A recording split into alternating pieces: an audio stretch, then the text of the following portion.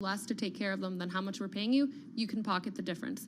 And so for CVS, there's an incentive to, encourage people to go to primary care doctors more often, because if you can get people, if you can catch things early, that means fewer trips to the emergency room or to the hospital, which ends up being more expensive. So the reason they're doing this is they see all the growth and their ability to make profits is in this Medicare Advantage thing, where if they can take control of the primary care, the Medicare Advantage, this part of the healthcare ecosystem, then they can make more money. Mike, why do I feel uncomfortable? I don't know why, but go ahead. And they say, everyone says that value-based care, that's what they call it, is this win-win-win situation, because there's an incentive, to keep people healthy. That's the theory, The incentive is you want people to be healthy, so you will. Michelle, one interesting element that CVS had in its strategy is that they actually had been opening clinics inside the drugstore. So, you go, if you need to go to an urgent care to get a penicillin prescription, strep throat, whatever, you go right into the pharmacy. You see either a doctor or physician's assistant in the urgent care, and in the same building you go and get your prescription filled. Does it seem like this deal is sort of fits in with that, or is this like a bolt-on where they'll also own a bunch of separate clinics? It's slightly different, because those minute clinics that they have are really urgent care, which is, you go in just because you don't want to go to the doctor. This is more like a literal, primary care provider, right, who is, you interact with, hopefully, very often, so they know about all your conditions. And what CVS wants to do is they want to basically create like the Apple of healthcare, like this ecosystem where, okay, you're 65 years old and you have some chronic condition. I, manage your primary care relationship, and then I also prescribe you, meds that you go and pick up at the pharmacy or that we ship to you. I also, they bought something called Signify Health last year for $8 billion, which does these home health assessments, also part of the Medicare Advantage thing. So I can send people to your house, and so they were like, could be this closed ecosystem where everything's saved. We have all your records. They just want people to stay within their system. Do doctors want to be part of this kind of thing? Because it does feel like, CVS does, I go to a CVS or a Duane Reade, that's where you get your prescriptions. That's a big business for these guys. How do doctors feel about kind of being pulled in? Oh, they love insurance companies, Carol. It's their favorite thing to deal with. Well, there is that is part of the challenge that there's been in getting everyone to adopt this value-based care thing, because the historical model of healthcare is what they call fee-for-service, where basically, every test or every, diagnostic they run on you, like, they can charge for that. Under value-based care, it's more of like a lump sum, and so there's less of an incentive to be, running a million tests on people. So doctors don't love it unless they're able to participate in like these risk-sharing models where sometimes they're able to pocket some of the profits, and so then all of the... But that's also worrisome. Anytime there's, I feel like, a monetary incentive, I agree, like this whole idea of we can do healthcare in a smarter way, but I don't know. Yeah, it's all part of this goal to reduce overall healthcare spending, which is, in the U.S. now at $4.3 trillion or something like that.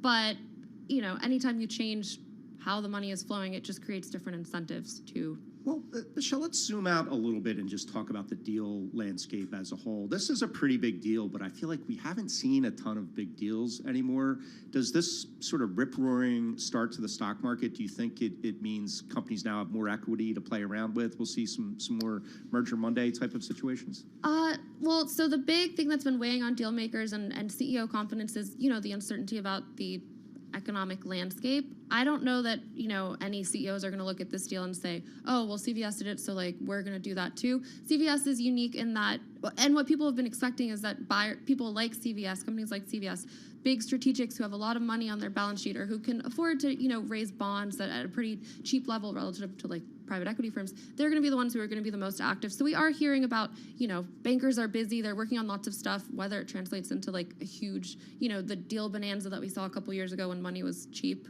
Yeah. Still it's bonus time, so they're going to be talking about how busy they are. Yeah. Hey, really quickly, 30 seconds. When they became these pharmacy benefits manager, has it been a better system? Just quickly.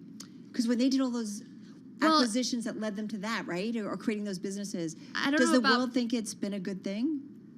I can't opine on that, but I will say that over time they've been driving less of their revenue from the retail and more from the pharmacy benefits and also from the healthcare or the health insurer. And they've said that after this deal and the Signify deal that they did last year, they think a significant amount of their growth is going to come from this, like primary care and the home health thing. Well, we've all talked about innovation, disruption needs to happen in the healthcare space. So it does feel like CVS is trying to figure out some different ways to do it, and maybe, fingers crossed, in a better way. Great explainer, because we really wanted to understand this deal. Bloomberg News M&A reporter Michelle Davis, she focuses on healthcare. You can check out her work. You can find her on Twitter at @MichelleF_Davis. Carol Masser, Mike Regan, this is Bloomberg Radio.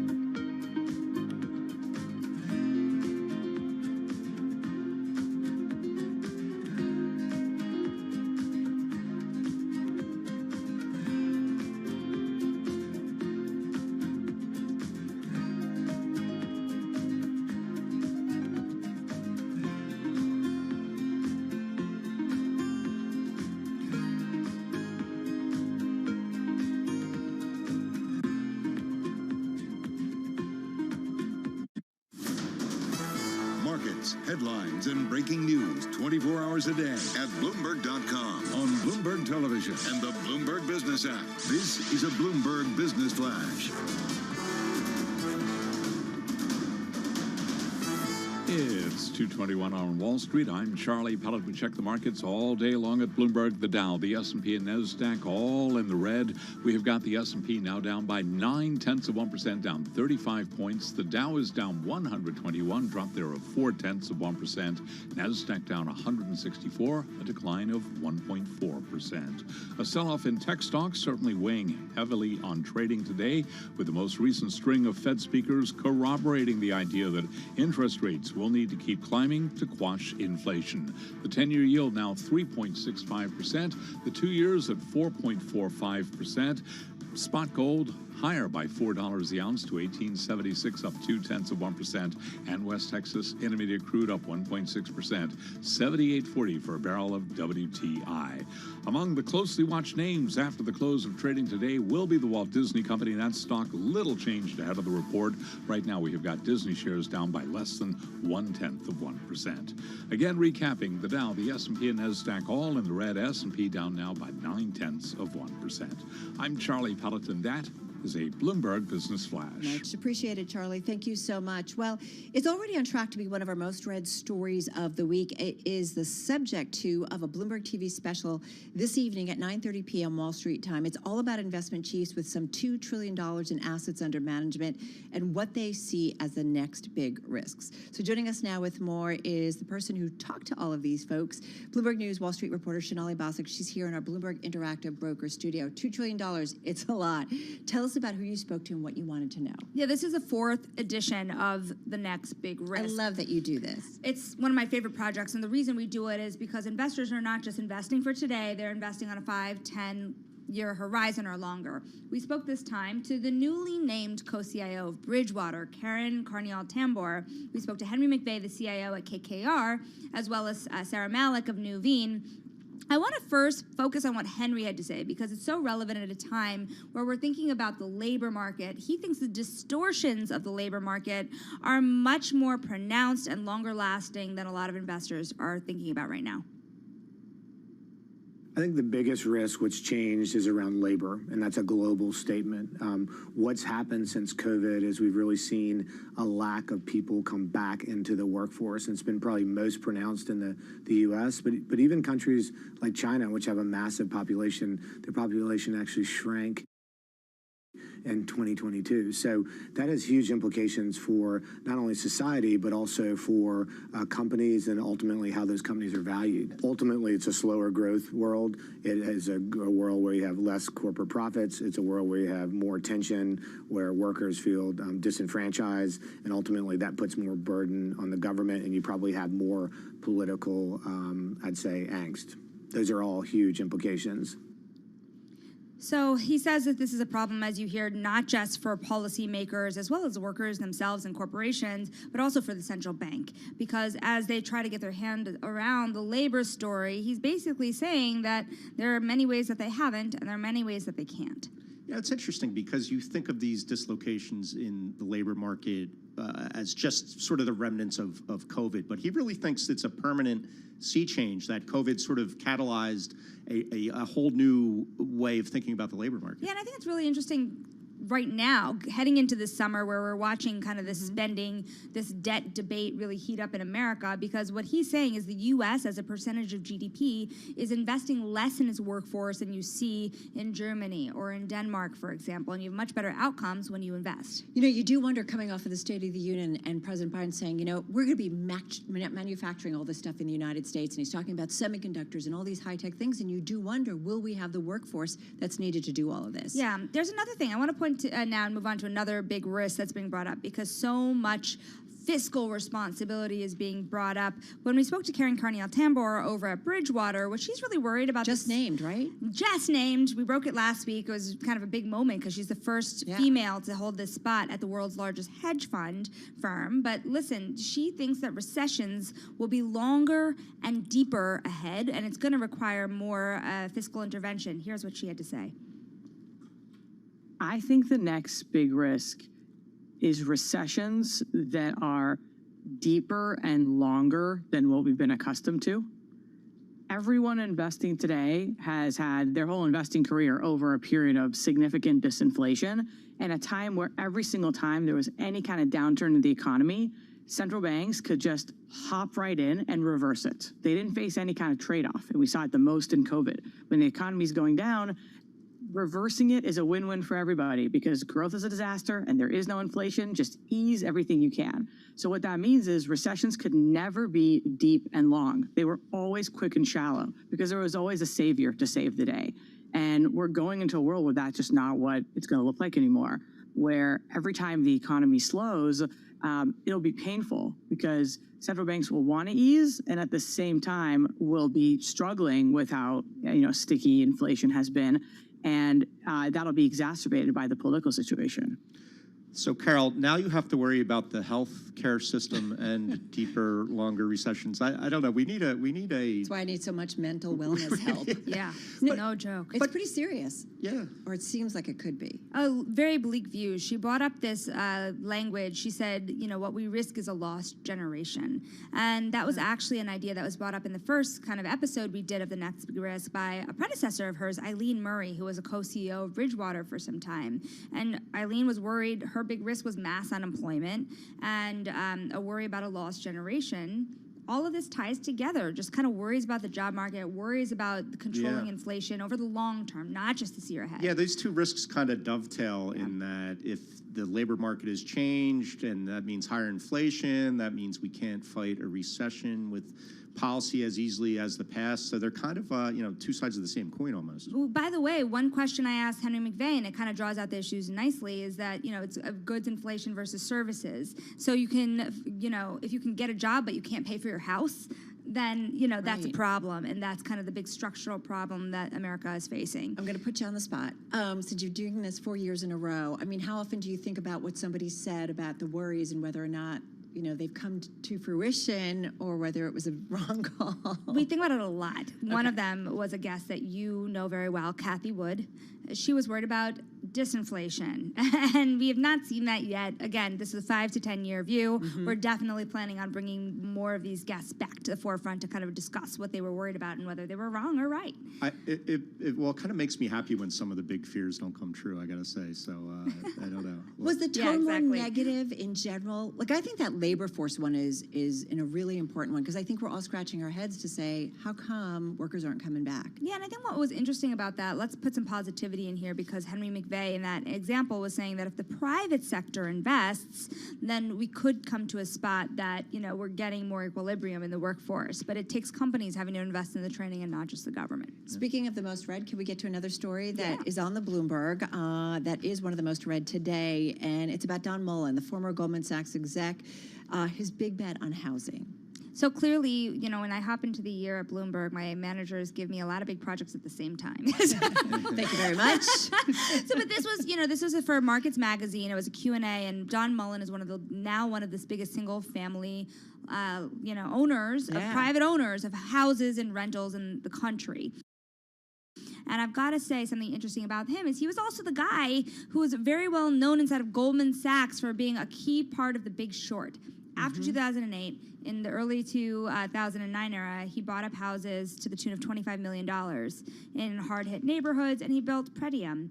And so he has a lot of interesting predictions about how far the mortgage market the impact might go, how far this economic pain might go. He thinks that housing prices could fall anywhere between 5% and 30%, depending on who's selling. So, how about all the contagion from that? Is there any concern? Obviously, everyone you talk to says, look, the banking system's in way better shape than it was in 2008. But how does he think about that? Is there the potential for maybe not that bad of a situation, but some contagion from all this? Yeah, I mean, bad news and good news. After 2008, so much of the mortgage activity went outside of the banking system. What that means is he does see a lot of pain from mortgage originators, which are now smaller companies than the bigger banks, but it causes issues in the mortgage market for certain once you see that kind of a pain. Who then steps in? Private equity? We'll see. But then also he was saying that, the banks, you're not going to see the same kind of pain for them for the same reason here. And if you think about it, the short-term pains you're seeing, Wells Fargo getting out of the business, JP Morgan even cutting jobs by the hundreds, is that good for the country when that much lending activity is disincentivized at the biggest banks? Yeah, and still pretty much a housing shortage especially for entry-level buyers. Big time, and that housing shortage is what's really pushing folks like Don Mullen and his Pretium, like Blackstone, into the market. Blackstone, their big investment is in the Sun Belt. That's where they think they're going to get the best return for their buck. Right. But, this is definitely, there's no other way to put it. It's highly politicized, the entrance of private equity. When I asked Don Mullen about the criticism, he says, listen, we all together own less than 5% of the market. So it's still a small amount comparatively. Interesting, right? To see, despite being the largest, it's still a kind of a small part of the market. Great reporting, great perspective on our world. Shonali Bosick, Bloomberg News, Wall Street reporter. Catch her special tonight on Bloomberg TV at 9:30 p.m. Wall Street time. It's called The Next big risk, the next big risk with Shanali Bostic. All right, Bloomberg Business Week. It is brought to you by Commonwealth, supporting more than 2,000 independent financial advisors with the solutions they need to grow a thriving business. Commonwealth, go where you grow. Visit commonwealth.com to learn more. We've got some visitors outside of the studio. These young guys are waving at you, Carol. You see? Oh, I think they're waving at you too. They're waving at all of us. Or Shanali, they're like, make sure you catch your special, 9:30 p.m. Wall Street time. The next big risk. I think it's an important thing because it does feel like there are things, just like a year ago, who would have known that we would have had this war in Ukraine, and that was a huge risk and changed things the worst dramatically. risks you can ever predict. All right. World and national news. Speaking of the war and other things, let's head to D.C. and Nancy Lyons. Hey, Nance. Thanks, Carol. President Biden is taking his State of the Union message on the road today. He's in Wisconsin, where he spoke at a union training center and told workers they deserve a break. Wall Street did not build this country. The middle class built the country, and unions built the middle class. It's part of a two-day, 20-state blitz for Biden and his cabinet. Julie Norman with University College London Center for U.S. Politics says the president's message of let's finish the job that he had in last night's address will set the tone for the next 2 years. He did seem to say, look, I'm well aware that there's these divisions in Washington. Of course, there's polarization, but we can still do things, and let's keep doing them. University College London's Julie Norman says the president looked ready for the Republican jeerings over the claims that they would cut Medicare and Social Security.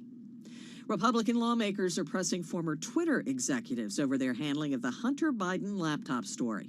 In a House Oversight Committee hearing today, Kentucky Congressman James Comer accused former Twitter employees of colluding with the federal government to suppress and discredit the New York Post story detailing the contents of the laptop just before the 2020 election. Twitter immediately removed the story and banned the New York Post account. Twitter also banned accounts who shared the story and blocked its transmission via direct message. Comer's concerns were countered by Maryland Democrat Jamie Raskin, who says Twitter is a private media company with the right to publish or curate whatever content they want. If Twitter wants to have nothing but tweets commenting on New York Post articles, it can do that. If it makes such tweets mentioning the New York Post never see the light of day, they can do that too. Twitter says it took action against the story over concerns of hacking. Global news powered by more than 2,700 journalists and analysts in over 120 countries. I'm Nancy Lyons.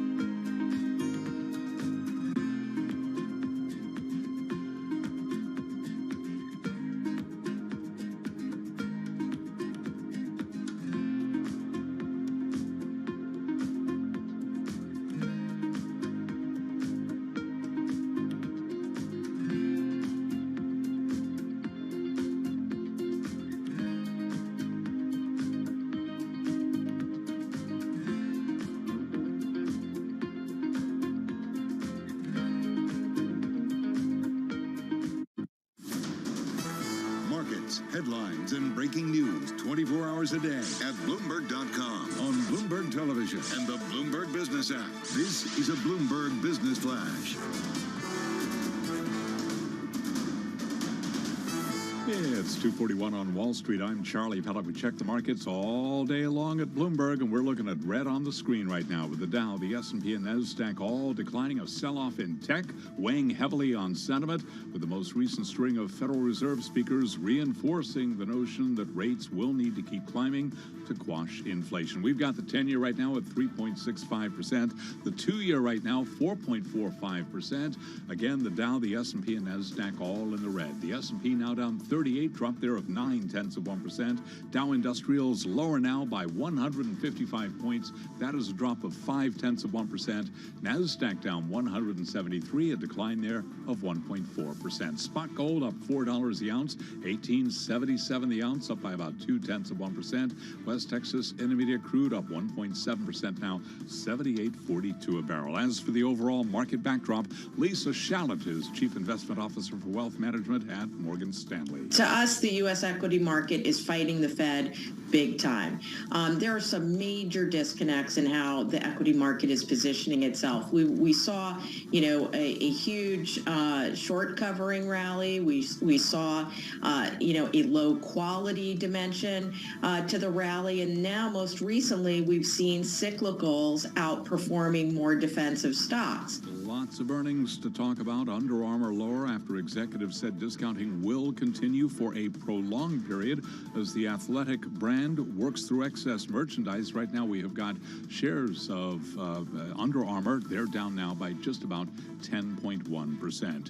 Chipotle Mexican Grill after earnings. That stock today trading lower by 4.5%. Uber reported this morning. Stock up 5.9%. Crosstown rival based in San Francisco. Lyft reports tomorrow after the close, down now by 5.9%. Recapping red on the screen, a 1% drop right now for the S&P 500 index. I'm Charlie Pellet, and that is a Bloomberg Business Flash. All right, got it, Charlie. Thank you. Well, President Biden went off script during an otherwise climate-friendly State of the Union speech last night, acknowledging an uncomfortable reality for the White House, saying we're still going to need oil and gas for a while. So that's likely to mean a continued windfall for big oil, which is already selling oil and gas at record profits, which begs the question, what does it mean for companies such as Royal Dutch Shell, which is investing billions of dollars in zero and low carbon energy solutions? We're talking about Shell, with more on his deep dive into the company in a story in the upcoming new issue of Bloomberg Business Week, out on newsstands later this week on the Bloomberg and online at Bloomberg.com. Let's bring in Bloomberg Business Week technology reporter Drake Bennett and Bloomberg Business Week editor Jill Weber, both in our Bloomberg Interactive Brokers studio. So, big oil and Shell. Yeah, so the big question that I had for Drake as we set out on this was, look, like Exxon, we know what they do. Chevron, we know what they do. Shell seems to have the answers. They know how to do oil and gas, and they'll show us how to do sustainability, right? Like that's going to be what we learn from Shell, right, Drake? That was the question, whether they did know it. And I think they are, making a good faith effort to try to figure out how to be both an oil and gas company and a renewables company.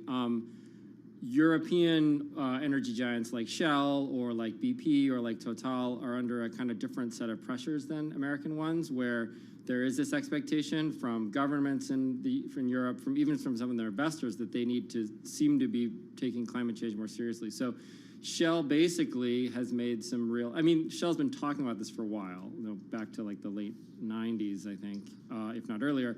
But they do seem to have been making real investments in some of these renewables, some of these low carbon fuels in the last couple of years. But at the same time, they're making enormous amounts of money selling and processing and transporting oil and natural gas. So the timing of the story couldn't be more perfect. I say, we're literally off of earnings. How banner were those earnings, Drake?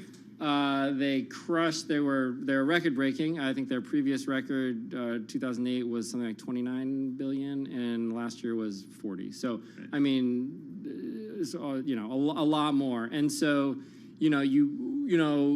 the last CEO, Ben van Beurden, really made a point of trying to lay out these very specific goals for getting most sort of prominently for getting to net zero by 2050.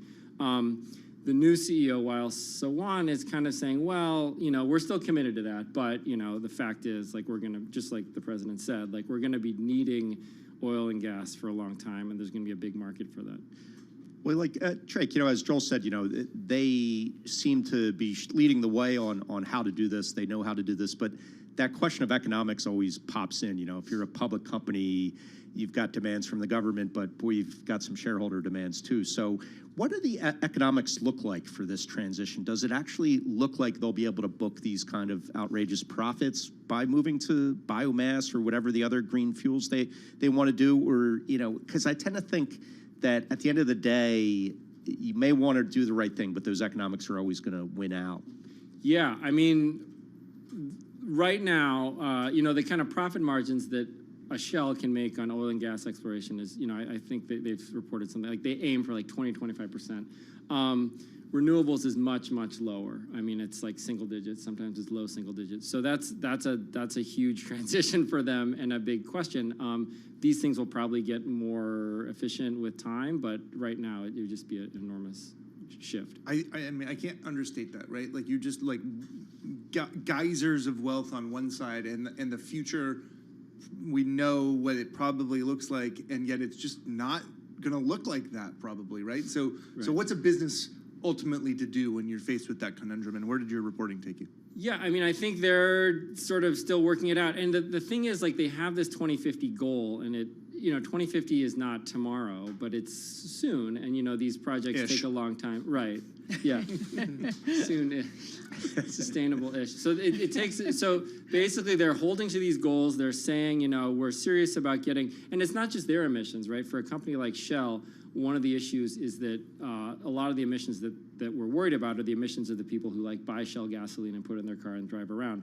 So they're committed to getting those down too, but they don't really have any plan for doing that. So, I mean, I think if there was this kind of thing where you talk to the executives there and they're like, well, yeah, no, we're totally serious about this. And then you'd be like, well, how are you going to do it? And they'd be like, it's a great question. Yeah, exactly. What's interesting is I can't tell you how many investment folks come on and say energy, because they understand kind of the basic supply and demand of the future. I mean, a lot of these big integrated oil companies, they're not doing massive investing, are they? Or on anything? You mean, right. And I think one of the things that you're seeing some of these, leaders of not just Shell saying is like, maybe we need to do more investing there too. So, I mean, I think, it was interesting because we started writing this before this sort of leadership transition there, and I think you have seen a little bit of a shift over the course of the time we were reporting the story. Yeah, tell us more about that, because this is the first time that we've had a new CEO at the helm for the new version of Shell. Yeah, so the new CEO is basically saying like, yeah, we're going to keep doing this renewable stuff, but it really we need to be able to see a way that it's going to make money. Like, we're not just doing this to be virtuous. So, and I think that is a bit of a different shift in tone from his predecessor. Does he actually say renewable stuff? Yeah, exactly. There's a little tone in there, This stuff. So, and what's it like to be doing this in Europe? Because that's a whole other side of the story. Like I mentioned, Exxon and Chevron at the beginning in the U.S., but Europe adds another complication. Yeah, I mean, I think there is. If you look at sort of what Exxon and Chevron are doing, they're like, yeah, we're thinking about climate change, but we're going to really focus on the things that sort of feel more like the stuff we do, which is like continuing to do oil and gas stuff but use carbon capture, or maybe we'll get into some of these new low carbon fuels that are still, as someone we talked to in the story said, like, they're still molecules. They're still things that you like put in a tank and move around. Whereas what Shell, BP, and Total are getting into, or talking about getting into, is electricity. It's basically this whole other kind of thing, which is a different business model that they really don't have any experience with. So that's part of what they're struggling with. Is there a day, just really quickly, 15 seconds, that, Shell is a conglomerate of different types of energy sources? Oh, yeah, I mean, that's the plan, and I think they have, what Van Beurden told us is like, I think you'll see a big acquisition sometime soon. I mean, they, and they've been acquiring things sort of at the $1 or $2 billion scale, but I think what he was talking about is something much bigger, and that's a way that they see to kind of like catch up to some of the other real renewable energy. That'll be your next story on this. Right. All right, Drake Bennett, thank you so much. Tech reporter at Bloomberg Business Week here in our Interactive Broker studio, along with the editor of Business Week, Joel Weber. Catch out this story. It is in the new issue, out on newsstands tomorrow, already online. and on the Bloomberg.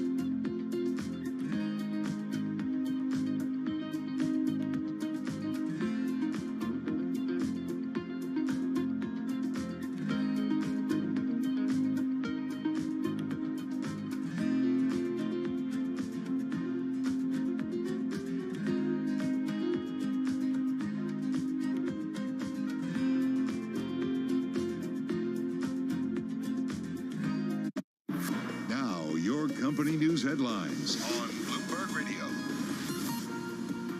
From Bloomberg World Headquarters, I'm Charlie Pellet. 2:53 right now on Wall Street. Some of the stories we're following: CVS Health buying Oak Street Health in a $10.6 billion deal that further integrates primary care into the healthcare conglomerate, positioning it to take advantage of a shift in how medical care is paid for. We've got CVS shares. They're up now by 4.2%. As for Oak Street Health, it is up by 5%. Alphabet shares now down by about 7.5% after Google's new chatbot committed a blunder. And with more on that story, here's Bloomberg's. Alphabet shares now down by about 7.5% after Google's new chatbot committed a blunder. And with more on that story, here's Bloomberg's Steve Rappaport. Google's Bard had a bumpy launch, with the AI assistant committing a galactic error. Google tweeted an animated video where a user typed, "What new discoveries from the James Webb Telescope can I tell my 9-year-old about?"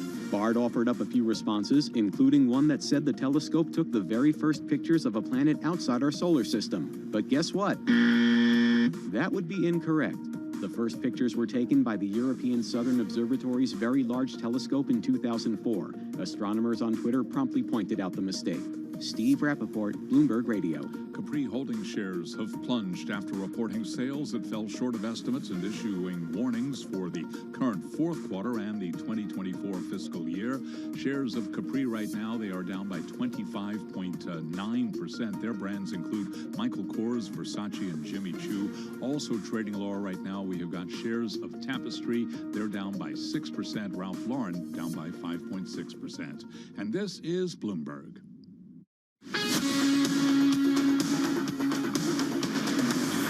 You're listening to Bloomberg Business Week with Carol Messer and Tim Stenivek on Bloomberg Radio. All right, more Business Week coming up in just a moment. First up, a check on world and national news. Off to D.C. and Nancy Lyons. Hey, Nance. Thanks, Carol. President Biden is in the battleground state of Wisconsin today, pressing his economic message before an audience of union workers. We've created more jobs in 2 years, than any president's created in a single 4-year term. Biden's trip is one of 2 stops planned this week. Tomorrow he'll be in Florida. It's a cross-country blitz that will include other cabinet members going to 20 states to promote Biden's policies. Well, on the day after the State of the Union, House Republicans are kicking off investigations into President Biden's family. The focus today for Republicans on the House Oversight Committee is on Twitter and its decision to limit a New York Post story on Hunter Biden's laptop before the 2020 election. Republican Chairman James Comer. Twitter aggressively suppressed conservative elected officials, journalists, and activists. This includes shadow banning, locking accounts, and banning accounts altogether. Former Twitter executives acknowledge making a mistake in suppressing the Hunter Biden story, but say that it was not political or directed by the FBI. In Washington, I'm Nathan Hager, Bloomberg Radio. Secretary of State Antony Blinken says China violated international law and U.S. sovereignty with its surveillance balloon. He calls it an irresponsible act, and he says the balloon is part of a broader Chinese program to gather information from other nations. The United States was not the only target of this broader program, which has violated the sovereignty of countries across 5 continents. Blinken says the U.S. will share any relevant information that it finds during its investigation with Congress and our allies. Lawyers for Alec Baldwin are hoping to disqualify the special prosecutor from the fatal shooting case on the Rust set in New Mexico. In a new filing, Baldwin's attorneys argue that Andrea Reeb should not be overseeing the case because she was also elected to the New Mexico House of Representatives back in November. Global news, powered by more than 2,700 journalists and analysts in over 120 countries. I'm Nancy Lyons. Back to you, Carol and Mike. Much appreciated. Thank you so much, Nancy. You are listening to Bloomberg Business Week and watching it, brought to you by Innovation Refunds. This is your daily reminder from Innovation Refunds. Even if your small business only had minor setbacks during the pandemic, you could still qualify for a payroll tax refund. Provide the tax experts at Innovation Refunds with some basic information and let them calculate the amount you're eligible for. Learn more at getrefunds.com. Well, February, as you know, is Black History Month. Every day this month, we are celebrating significant moments in U.S. Black history. Now with your installment for this Wednesday, February 8th, here is Bloomberg's Justin Milliner. Thank you, Carol. On this day in Black history in 1944, American journalist Harry McAlpin became the first Black reporter to attend a U.S. presidential news conference. He was born in 1926, and he studied journalism at the University of Wisconsin. Right after getting his degree, he moved to Washington, D.C. and got a job doing a little bit of everything for the Washington Tribune. He worked as a reporter, he was an editor, and even an office manager for the weekly newspaper. McAlpin attended law school at night. He passed the bar exam in D.C. in 1937. That's a ton of hard work, but it all paid off. When the National Negro Publishers Association was hoping to get White House press credentials, they tapped McAlpin to be the first full-time Washington correspondent in their new D.C. bureau when they got those credentials. And when he finally made it to the presidential press conference, President Franklin D. Roosevelt greeted him personally, as according to people that were there. His barrier-breaking appearance in the White House takes us to today, where Karine Jean-Pierre serves as the first Black White House press secretary. Clearly, the president believes that representation matters, and I appreciate him giving me this opportunity. Karine Jean-Pierre at her first press briefing, and that's today in Black history. Thank you so much. A pioneer in journalism. I love that story. Me too. Or reality A little of it. biased for it, but yeah. Yeah, I love exactly. It. All right, Justin, thank you so much. All right, folks, you are listening and watching Bloomberg Business Week. In just a moment, we're going to head over to our TV colleagues, talk a little bit about the trade today. We've got stocks down across the board as we get ready for some earnings after the close. Mike and I, we're going to join our TV team. Countdown to the close. It starts right now.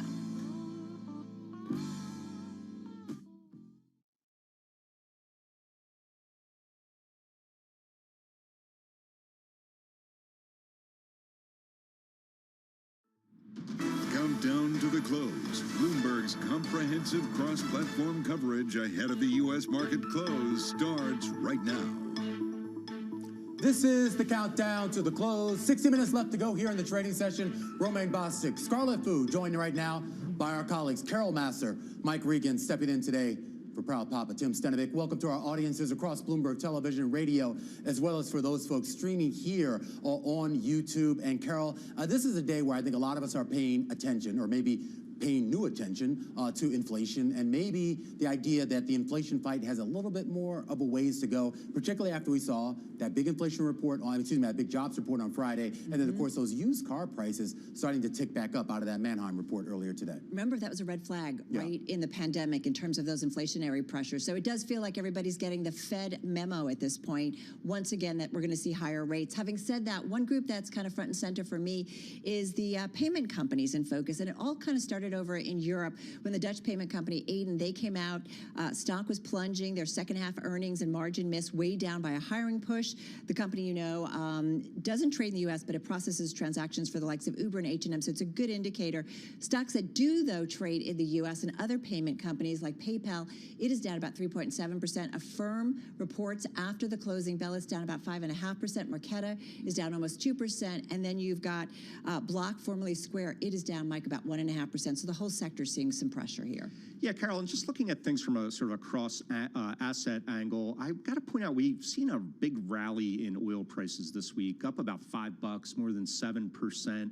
So certainly something to keep an eye on as far as that inflation narrative, Romaine, in case we do get another, rip-roaring oil market that we have to worry about. Yeah, I think the moves over the last 3 days are kind of a little perplexing to me, at least. It'll be interesting to see whether it's sustainable here. Some people would actually look at the broader equity market and say it's also a little bit perplexing. I mean, you remember the big rally that we had kind of bumped us up against some of those key technical levels, of course, with the NASDAQ at one point actually getting into overbought conditions, last week. So maybe that is also contributing to the downdraft we're seeing today. The S&P down about 1%, NASDAQ down 1.5%. Similar story for the Russell, the Dow Jones, relative outperformer, only down 0.5% on the day. Yeah, when you look at the industry groups, it's pretty clear it's down across the board. Healthcare and real estate investment trusts doing a little bit better in that they're only falling by 1/10 or 0.2%. But look at communication services. That's really the drop in Activision, in Alphabet, and in Warner Brothers Discovery, dragging down that entire sector off by almost 4% on the day. We came into today with a big look at big tech, and Microsoft had put together a pretty decent rally. It was up about 3.5% on the day, putting it back into that $2 trillion club, but that has faded down right now in the red, only by about 0.2%, but that kind of reflects a lot of the sentiment shifts that we've been seeing as the day moves on. Alphabet having an awful day, down 8%. A lot of this really has to do with ChatGPT. I mean, you, Carol, you remember we had a boss years ago. He used to always say, you can be first, but if you're not right, it doesn't matter. And a lot of people starting to use that Bing ChatGPT mashup and saying, well, the results aren't necessarily as accurate as they would have liked it. So I used to use it. And then I think there's I would not want to be the head of BARD right now. Yeah, well, they can fix it. Yeah, also, but going back to the inflation story, too, because I thought there were two interesting earnings reports. One was out of Aramark and one was out of Chipotle, both, of course, food companies, kind of two different sectors, but in the food industry. But both of them basically made it clear they're still dealing with higher costs, and they expect those costs to persist. The big question is, how much of that are they going to continue to be able to pass on to the consumer? And an interesting commentary by the executives at both of those companies, they seem to express some confidence in that, but based on the downdraft we're seeing in the shares, down 3 to 4% here on the day, maybe investors aren't quite sold on that. And that goes to the chart we were just showing you just a second ago here. Used car prices, of course, tracked by Manheim. Everybody started paying attention to this at the start of the pandemic when used car prices just went through the roof. And they finally started to moderate last year. They were kind of a leading indicator that a lot of people were looking to. But 2 straight months now, they've started to creep back up here. There's that you, right? And a lot of people are wondering, is this just sort of a one-off deal, just, a couple months or maybe anomaly? Or does this mean maybe we're headed back for a resurgence? That one has got me scratching my head at this point. And our consumers, to some extent, thinking we're coming to an end in terms of those Fed rate moves. Having said that, the Fed speakers continue, some voices more important than others. And the head of the New York Fed, John Williams. They're all equal. Sorry, I'm going to get all these phone calls. What do you mean I'm not important? Are you a voting member? Are you not? Federal Reserve Bank of New York President John Williams, he did make some comments today. He said forecast officials submitted in December still a good guide for where interest rates are headed headed this year. We're talking about the dot plot. As for the next move, come March, here's what he had to say. But I think these 25 basis point steps allow us to both adjust policy based on the new information and what's going on and get us to our goal as we need to. Obviously, if the situation changed significantly, we would have the ability to move quicker than that or adjust course. But right now, I think the 25 basis point increase that we just put in place seems like the right size to adjust policy, at least given what I'm seeing today. All right, that of course is John Williams, the president of the New York Fed. They're at a Wall Street Journal CFO your Network favorite Fed Summit. member, What? right? Yeah, that's your favorite Fed member, number one, just so we know that Carol is ranking No, them. Jay Powell is my favorite. Oh, good answer. Okay, all right, I don't believe that for 1 second. But in all seriousness, to his point, and I think this is interesting too, because when you start to see what's being priced into the market, there's been a lot of talk here about this mega trade that was made yesterday on Tuesday afternoon in the SOFR market, basically betting on the idea that the terminal rate might end up being closer to 6% than to 5%. And we've started to see a lot of people sort of reassess, saying that this 5.1 that they got out there on the dot plot, I mean, a lot of people weren't buying it first, I guess, to the downside, right? They were saying they would never get to 5.1, and now people are saying that might be too low. Yeah, Romaine, and if you look at the Fed fund futures, the implied rates going all the way out to the beginning of 2024, they have inched up a little bit. But what's interesting is in the regular bond market, the Treasury market, we are seeing yields down today pretty much across the board. So I think something that was on a lot of people's mind was when that traditional correlation, that negative correlation between Treasuries and stocks would return. Obviously it got blown up last year. We are seeing it return a little bit today. We've got, Treasuries up, stocks down. It's too much to make really much out of it, Scarlett, from one day, but something I think a theme that's worth watching as we go forward if this narrative starts to be more of a focus on growth rather than inflation. Yeah, but for now, when it comes to inflation, there's all kinds of other unexpected things that I don't think everyone's necessarily priced in or factored in yet as well, including China's reopening. What will it look like? Will it follow the same pattern as the U.S. and Europe? And if it doesn't, how is that accounted for and how might that show up? This is still something that we're kind of grappling with, given that a lot of people didn't really expect the U.S. reopening to play out the way it has. Yeah, but we never really closed. Yeah, we closed for like a while, and then Florida just kept the lights on forever. All I know is I'm data dependent, just like Jay Powell and company. Yep, I'm thinking about the Valentine's Day CPI report. What are you thinking about? Did you see LeBron last night? That's what I've been thinking about. I know. I'm thinking about the Super Bowl on Sunday. I'm going to date myself, but I'm actually old enough to remember when Kareem broke the record. I remember sitting there watching that, so it was kind of interesting to see how old I am now that I get to see the record broken again. How old are you? 33. All right, we'll be back. We're going to continue this conversation. We have a lot of earnings, including those from Walt Disney after the closing bell. So we'll be back on radio, on TV, on Quick Take, also known as Bloomberg Originals, and on YouTube. We're counting you down to the close beyond the bell at 4 p.m. Wall Street time.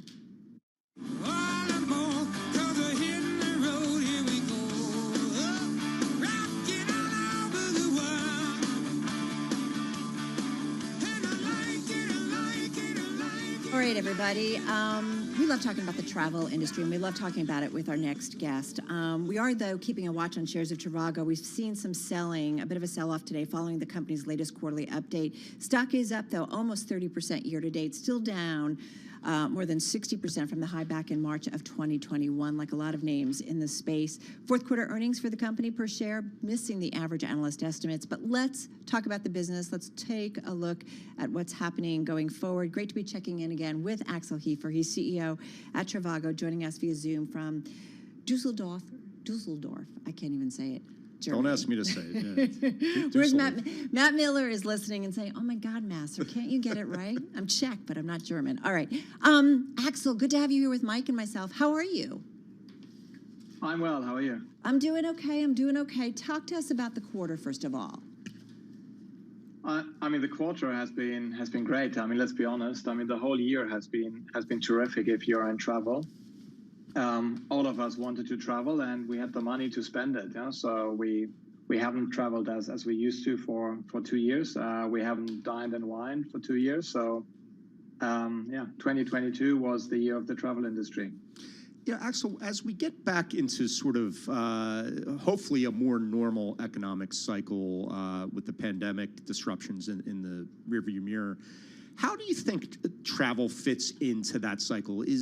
Would weakness in travel be a leading indicator of the economy, do you think, or does it weaken along, coincidentally with the economy? It's difficult to say. From our perspective, and one of the key learnings has been of the pandemic has been that travel is not really a luxury good, but is a basic necessity. Yeah? I guess we've all experienced it, sitting in lockdown and not being able to get a break and break out of our daily routine. And I think a lot of people have experienced that. So we do think that people will continue to travel, irrespective of the economic scenario that you're thinking of. They will, save money on traveling to a greater or lesser extent, depending on how much money is available. But we do believe that people will continue to travel.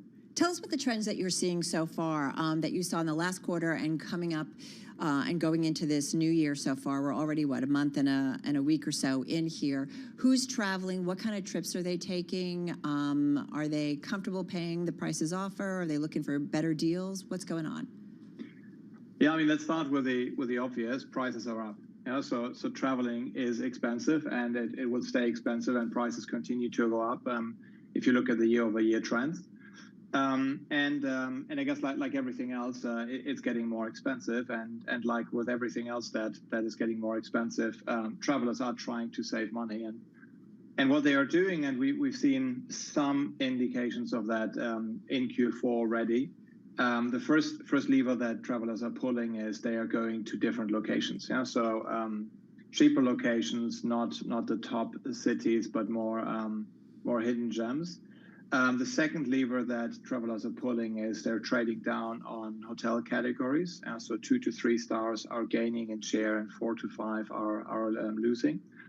And the last one is that the people cut the overall length of stay to save some money. But we do expect that despite all these trends that we are seeing, that the overall market will be up in 2023. Axel, I'm wondering how all these geopolitical issues play into your business and the travel industry. Obviously there's Russia and Ukraine, also a lot of unrest now in South America and Peru, some political uncertainty in Brazil. Is any of that showing up in the numbers yet? Are people avoiding some of these South American destinations? Yeah, absolutely. That's to be honest, that's the beauty of running a global business. You always have a few markets where you have some turmoil, and stability is not good for travel. Yeah? So you want to make sure that you can get somewhere, have a good experience, and also get back safely. Ukraine and Russia is obviously has been a very, very severe disruption, and is obviously a terrible situation, where you have whole markets that are not traveling and where you can't travel to, but also disruption of some of the flight routes, etc. On a global level, it's usually evening out. But yeah, you can clearly see the immediate impact of a crisis of uncertainty in any given region or country. Axel, what about Europe specifically, which you know so well? You guys, I think your biggest chunk of revenues essentially comes from Europe. So what would you, from what you're seeing, what's going on in Europe and that economy specifically? Yeah, it's Europe is a bit difficult to say, because one key assumption that you need to have to predict the year is, will you go for a soft or a hard landing? And the discussion in Europe is the same than in the US. It will all depend on the central bank and whether the economies will dip into a recession. I think our view on Europe is slightly more negative than the US. So we think it's more likely that you will have a hard landing than a soft landing in the US. But even in that scenario, we do expect the overall travel spend to be up. So Axel, any big plans for 2023? Any changes coming to the company, or any expansion plans? Yeah, you always have to have plans, and I guess you always have to prepare for the even difficult times and think about the opportunity that's arising from it.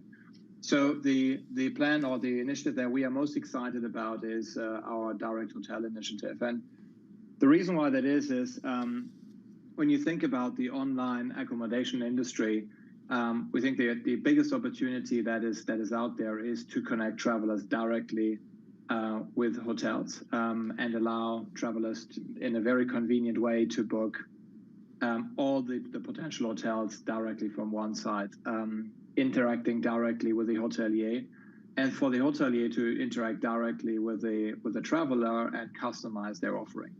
Whereas most of the bookings are, either in a very inconvenient way where you go to the hotel website directly or have to call them, or are going through OTAs.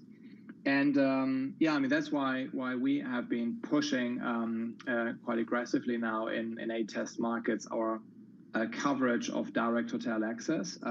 We are now at 50%, and we want to reach 80% by end of the year. And we do believe that by offering this direct booking functionality on our website, we complement our existing offer and can serve travelers even better than we have done in the past. Axel, help me out there. How does that not kind of compete with what you already do? Yeah, so it's a bit different. Yeah, so our research shows that 20% of travelers do want to book direct, and the other 80, want to book direct in certain cases. And I know I'm just thinking about myself. When my children were young, I had to book direct because I needed 2 adjacent rooms, which I can't really book through an OTA. Whereas when I was traveling for business, I, in a lot of cases, just went through an OTA. It's easier to cancel. It's easier to actually rebook something else. So it's complementary to what we are doing already. It's just making sure that for every specific situation and for every trip, we can serve the travelers as well as possible. Axel, spring break coming up. I've got a college daughter who's very excited. What are you thinking for spring break, Easter season? Is it boom times in the travel industry again? I know that's a very busy time for you. Absolutely. Yeah, for sure. So if you find a good deal, you should lock it in. And I guess you have the usual suspects. Yeah, Vegas on top of the list. But what is interesting from a US perspective that some of the international destinations have actually made it back into the top 10. So London, Paris, and also Tokyo are back to the spring break destinations. Hey, just quickly, 30 seconds. Any signs of recession out there? No, I don't know. Not from our perspective. We think soft landing. Soft landing, really wild. And are you getting all the workers you need? Another 20 seconds. Yeah, for sure. We've got a global brand recruit globally, and not in Germany, though. You have to go global. Yeah, no, I remember you always talk about that. Hey, Axel, thank you so much. I know it's a little later where you are, and we really appreciate you joining us on this Wednesday. Axel Heifer, he's the Chief Executive Officer over at Trivago, joining us from Dusseldorf, Germany, via Zoom on this Wednesday. A great check on what's going on in travel. Absolutely, and you love to hear a guy who deals with airlines talk about soft landings. Funny. Rather than the opposite. But I know. I'm here all week. Hashtag dad joke. All right, you're listening and watching Bloomberg Business Week. Carol Master, Tim Stanovic, as you know, is off. Mike Regan in his place. Stick around, more to come. We'll get back to the markets in just a moment, and also some specific companies. We'll dig into it.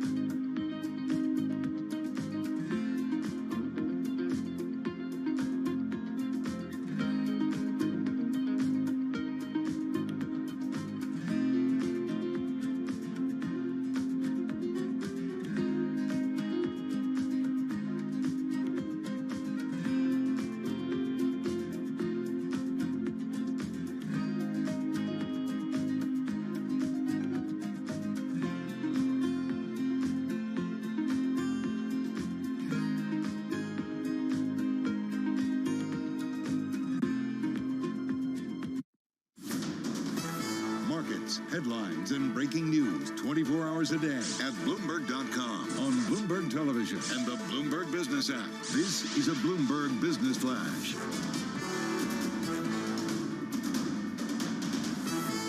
It's 3:21 on Wall Street. I'm Charlie Pellet. We are just about at the lows of the day. We check the markets all day long at Bloomberg, but right now let's head over to the first word breaking news desk for today's afternoon call.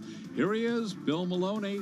And good afternoon, Charlie. That's right. U.S. stocks trading in the red right now. The Dow currently down 212 points. S&P's dropped 46, and NASDAQ is lower by 205. The U.S. 10-year yield at 3.65%. Gold is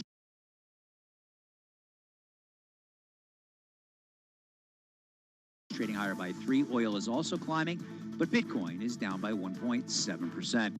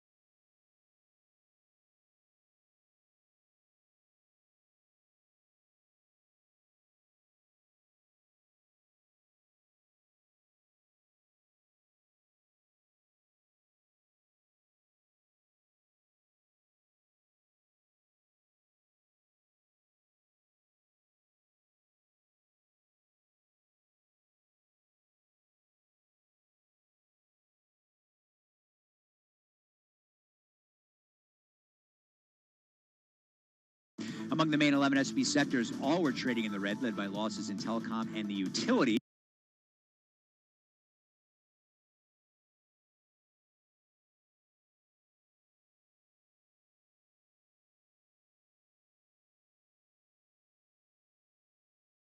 And leaders to the upside in the Dow, UNH, Merck, and Verizon, while Nike and Intel led to the downside.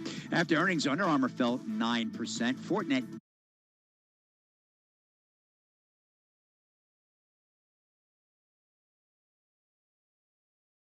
gained 10%.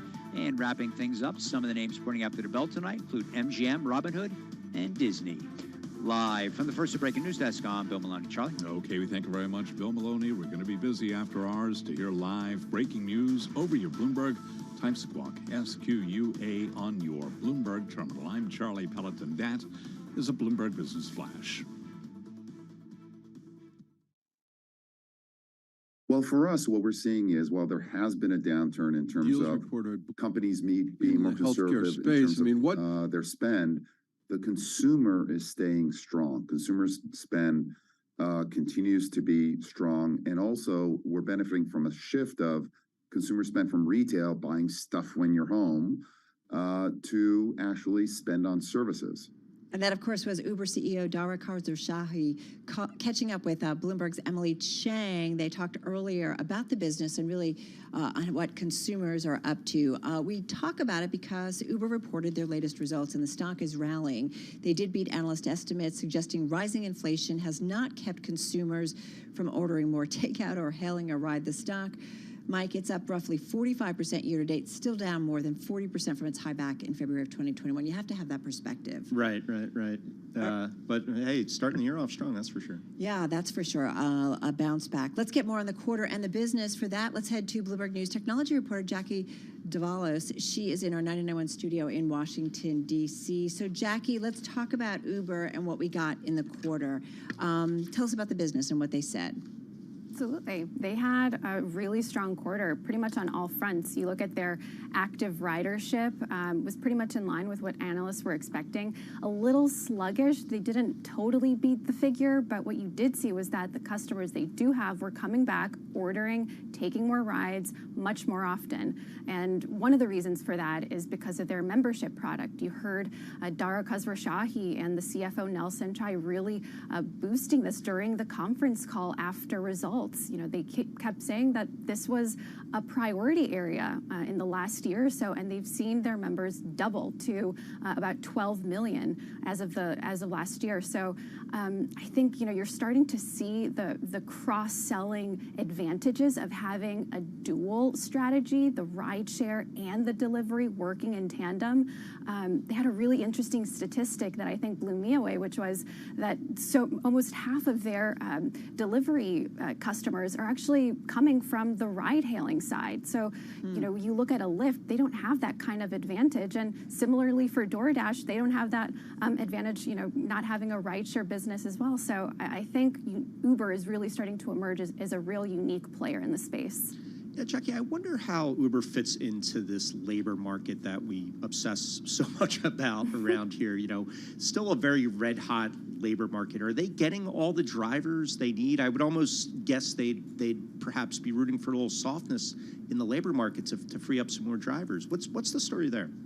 You know, this is an interesting story to really dig into because on the one hand, the business is really reliant on how the consumer feels. And right now we're seeing that, you know, even though budgets are getting pinched, the broader story is that people still want convenience and they're willing to spend and pay a premium for it. On the driver side, you know, the Uber CEO said that earnings are actually starting to take up and their driver supply is actually really healthy, which was not the picture when you think about what the situation was like last year with the driver shortage. But he brought up another interesting point, especially as we think about recessionary fears, which is that in times of economic stress, people are looking for side hustles and, you know, another gig to pick up for that extra cash. And so, you know, he said that in a survey that they did of drivers on the platform, that was a key reason they cited for joining the app to begin with. So I think you're going to see a little bit more of that, especially if, you know, inflation persists or if these economic concerns actually start to play out more in the labor market. And Jackie, we're seeing shares of Uber, they're up about 5.5% off their highs of about 7.7%, but still a pretty healthy gain. What strikes me is that Uber is figuring out how to kind of make their platform sticky and hold on to people. I almost feel like it's the Amazon model to some extent, or the Apple model. Yeah, you know, you think about their membership product. I mean, for Amazon, Prime is almost a staple for millions and millions of households. And 12 million members, which is what Uber One counts as of the end of last year, doesn't seem like a lot, but when you think about all of the other different areas that Uber is getting into, you can now charter a bus. In Europe, they're going to start testing, you know, ordering a flight soon. Granted, it'll go through some of the travel agencies, but still, they want to be the one-stop shop for pretty much anything that you could want. You know, ordering not just food, but then making your dinner reservations and then being able to synchronize with your email app so you can order a ride there without even thinking twice. They are really going after every single part of people's lives, which will only make the app even stickier, and you're already starting to see it in the delivery figures. You know, Jackie, I can't help but notice looking at Uber's main rival, Lyft, that share price down about more than 6% today. Is it as simple as Lyft is kind of falling behind as Uber diversifies into all these other business segments? You know, there's a few things that are different about the Lyft business, and one of them is that they're a U.S.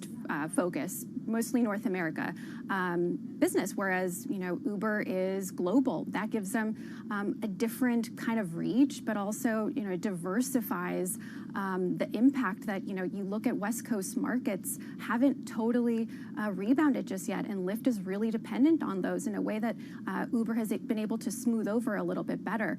You also take a look at not having a delivery business. I think, you know, Uber was quick to to adjust to that new pandemic normal. They acquired Postmates. They made another investment in alcohol delivery, Drizzly. So they've been really putting a lot of chips in that delivery basket in a way that Lyft just hasn't really ventured into that field quite as aggressively. And you might just start to see those market share figures, Uber starting to gain a little bit more share over Lyft in the quarters to come. Hey, Jackie, one thing I wanted to ask you, and one thing my husband and I have noticed that, if we're not ordering or we're looking at something in the cart and then decide not to order, and all of a sudden Uber gets pretty aggressive of hey, you were looking at such and such, let me give you a deal. So we noticed that they are getting pretty aggressive on that. I do think about ads and reaching out to clients. I mean, advertising, right, that goes with the food delivery, that's becoming something maybe more important to this company as well. Carol, that's a great point, because advertising is a cash cow for these kinds of marketplaces that desperately need just easy margin. It doesn't necessarily have to be doling out discounts, which, by the way, is like a money-losing strategy. Even Uber CEO said, for the most part, when someone is joining the Uber One membership, we have to entice them with discounts, and that takes money. And for the first year, they're not a profitable customer. But on the advertising side, it provides some cushion. And so you're seeing even DoorDash as well. Lyft also has its own ads revenue product. It's a new opportunity for these types of marketplaces that have a lot of engineering manpower to pay. It's expensive. You think about insurance costs on the ride-hailing side. Anything to kind of get those margins up helps, and advertising is a great way to do it. Jackie, we've heard so many stories of layoffs at some of the big Silicon Valley companies. Uber is sort of separate from that, given that they are benefiting more from this economic reopening rather than that stay-at-home trade that the Googles and Facebooks of the world benefited from. But did you get any sense of what the outlook for headcount is at Uber? Is it pretty stable? Yeah, they reiterated that headcount is going to be relatively flat. Earlier this year, Dara Khosrowshahi said that there's no plans for layoffs. He was a little bit cagey on the conference call, saying that, anything can happen depending on how, the rest of the economy fares. But for the most part, if you think about what happened in 2020, they were one of the first companies to impose the really harsh layoffs, thousands of people, various rounds. And so that really paid off. They didn't really ramp up as quickly as you saw some of these other companies in social media or in the cloud computing space. So they don't really have to cull back as much as other players. But he has said for the past year or so that they've been super disciplined with hiring. So I don't think we're going to see a major uptick, but there are priority areas that it's looking at, like advertising, to hire more in. Well, the risk on trade certainly playing out here for shares of Uber today. Jackie, thank you so much. Jackie Davalos, she's technology reporter at Bloomberg News, joining us from our 99.1 studio in Washington, D.C. Check her out on Twitter at Jackie Davalos1. I'm looking at Uber on the Bloomberg, going to the analyst page, and you've got 43 buys on this name, about 5 holds, 1 sell, and it looks like the average 12-month price target is about $45.75. Right now, the stock trading at 36 and change, so some upside there. Looks like a bright. I liked what you said about side hustles, Carol. Do you have a side hustle? No. I'm not allowed to have a side hustle. I work for Bloomberg. Mike, anything you want to share with us? All right, let's get to world and national news. Back to D.C. and Nancy Lyons. Hey, Nance. Thanks, Carol. Following up on the themes from last night's State of the Union address, today President Biden is touting his plan to build the economy and expand manufacturing jobs. He spoke before union workers in the battleground state of Wisconsin. We're proposing new standards to require all construction materials used on federal infrastructure projects be made in America. American lumber, American glass, American drywall, American fiber optics. American roads, bridges, highways made with American products. Biden will take his message to Florida tomorrow. The House Oversight Committee is looking for answers from former Twitter content officials on why they initially blocked the story of Hunter Biden's lost and found laptop computer. Chairman James Comer sat in front of an enlarged New York Post front page that broke the laptop story, and he told the witnesses You did this because you were terrified of Joe Biden not winning the election in 2020. That's what it appeared. Twitter's former head of trust and safety, Yoel Roth, said there was a policy in place to bar tweets that appeared based on hacked information. Twitter noticed activity related to the laptop that, at first glance, bore a lot of similarities to the 2016 Russian hack and leak operation, and we had to decide what to do. Committee Democrats focused on tweets in January 2020 that promoted the Capitol Hill insurrection. In Washington, Irv Chapman, Bloomberg Radio. In case you missed it, Kareem Abdul-Jabbar is no longer the record holder for most points scored in the NBA. Last night, LeBron James surpassed the record of 38,387 points. I know a lot of people wanted me to go to the sky hook to break the record or one of my signature dunks. But my favorite was the signature play as well, and I was able to get it, and it touched nothing but the bottom of the net. James says what made it even more special was having Kareem Abdul-Jabbar in the stands.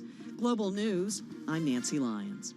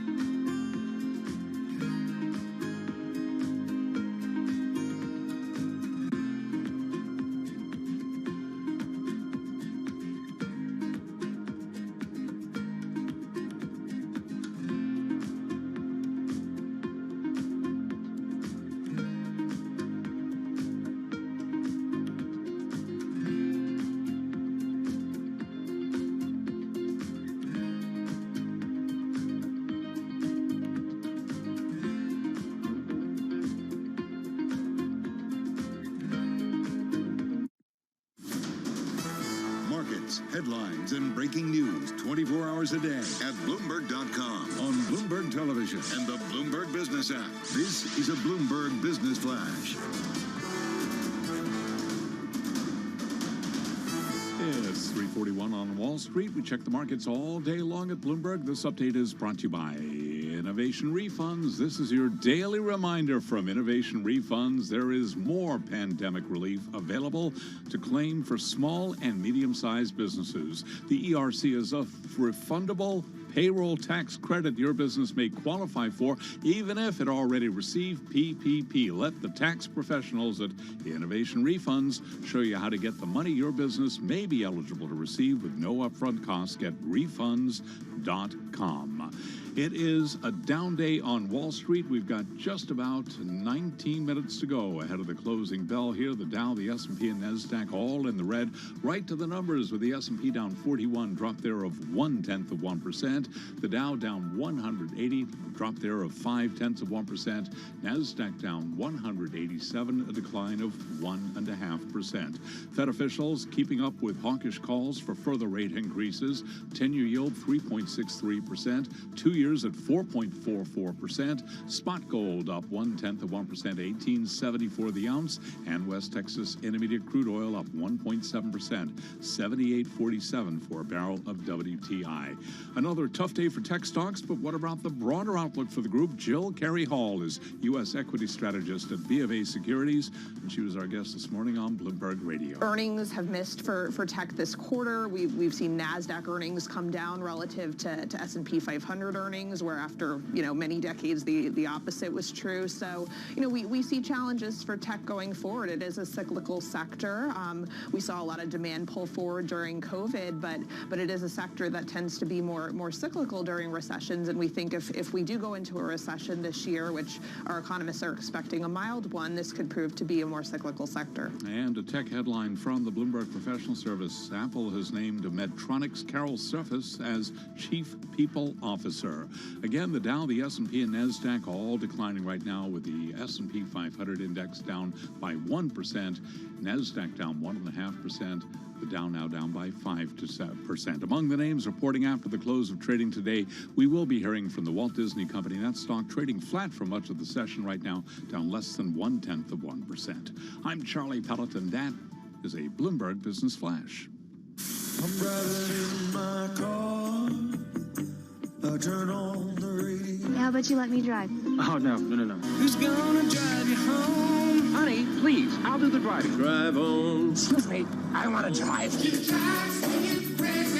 the question that drives us. This is the Drive to the Close. That funky music will drive us till the dawn. On Bloomberg Radio.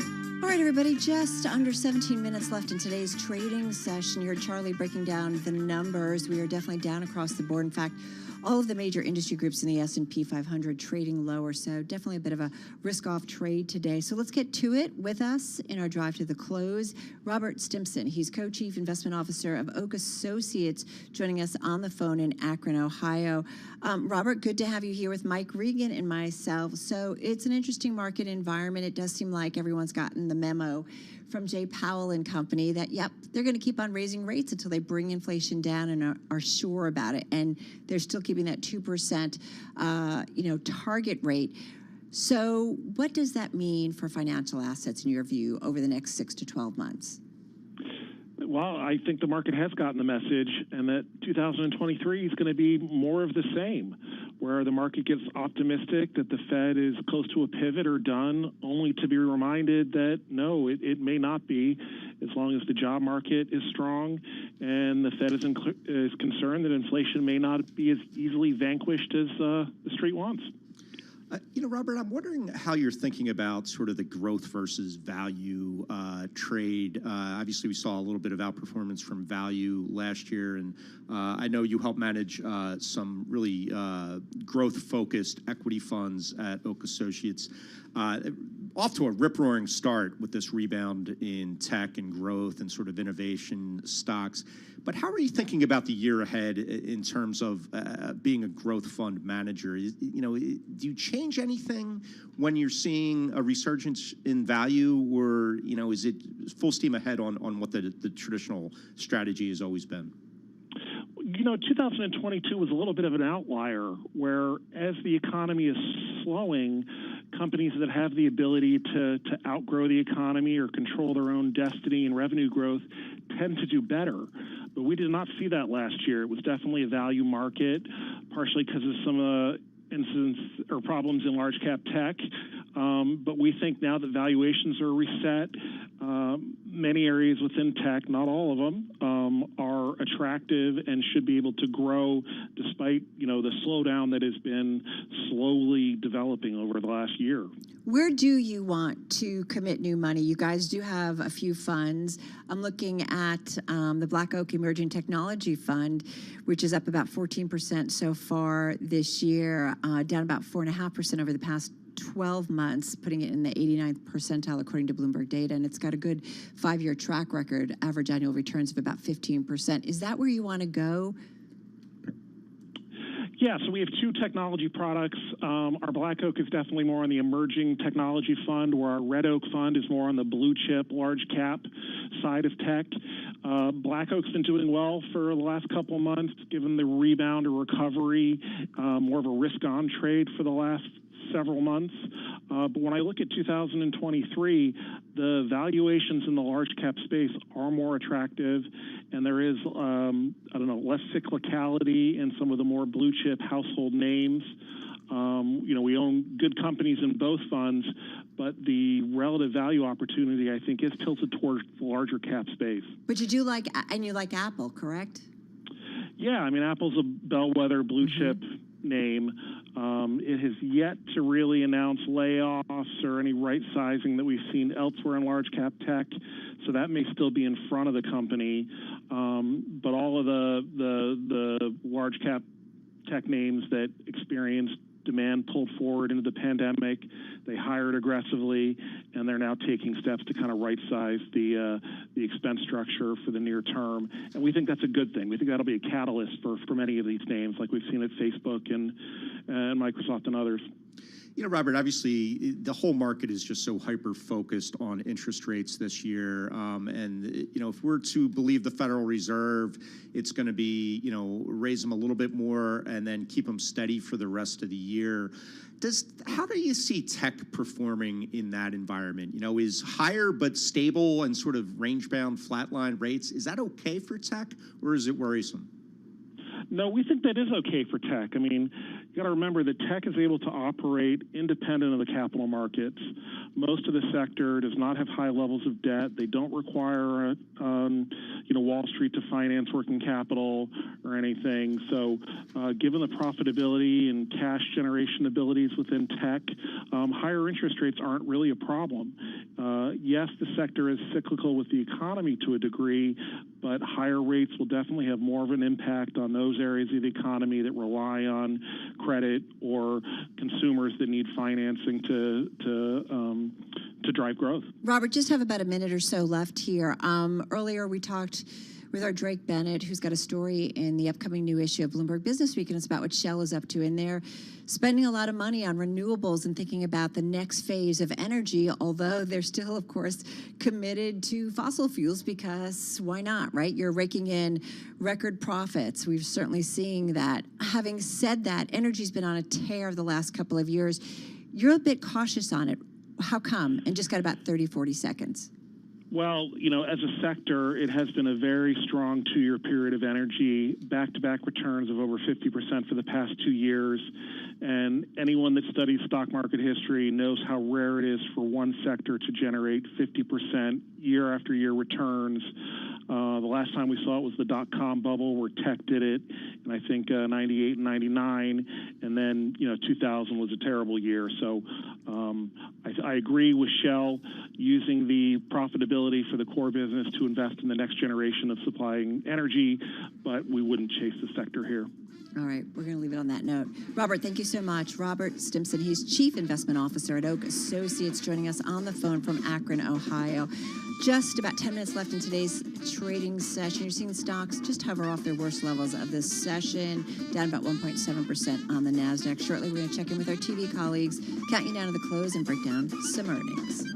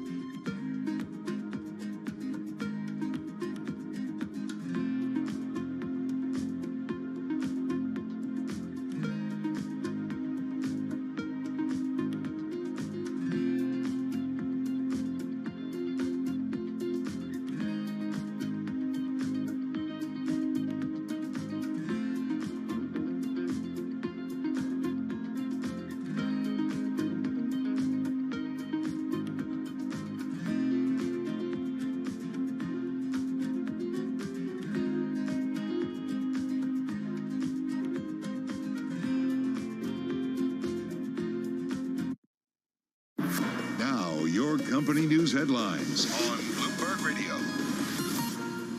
From Bloomberg World Headquarters, I'm Charlie Pellet. 3:53 on Wall Street. San Francisco-based Uber Technologies is reporting revenue that beat analyst estimates, suggesting rising inflation has not kept consumers from ordering more takeout or hailing a ride. Revenue up 49% to $8.6 billion in the fourth quarter. Now, that did beat the $8.5 billion that analysts had projected. Right now, we're looking at Uber shares up by 5.6%. Its crosstown rival Lyft will be reporting tomorrow after the close of trading. Lyft shares up now by down by about 6.9%.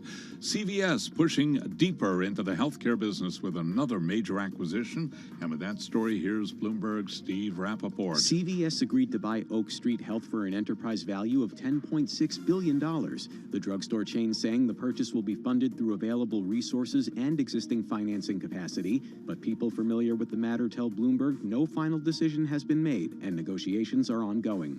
CVS has said it wants to make healthcare more convenient and affordable for consumers, and it also plans to partner with doctors or potentially acquire primary care practices. Steve Rappaport, Bloomberg Radio. And CVS shares, they're up 3.65%. As for shares of Oak Street, they are also higher, up by 4.7%. Google owner Alphabet lower on concerns its new AI chatbot Bard may yield inaccurate responses. Alphabet shares, they are down now by 7.5%. Those are the company stories we're following. This is Bloomberg.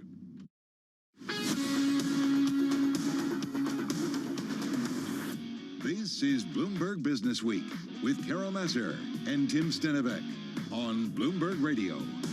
All right, you are listening to Bloomberg Radio Business Week on this Wednesday. Carol Masser along with Mike Regan. Just crossing the Bloomberg, Kraken, one of the world's largest cryptocurrency exchanges, is embroiled in a probe by a top U.S. financial regulator over whether it broke securities rules related to certain offerings to American clients. This is according to a person with knowledge of the matter. The SEC probe into whether Kraken offered unregistered securities is at an advanced stage and could lead to a settlement in coming days, according to that person in the know.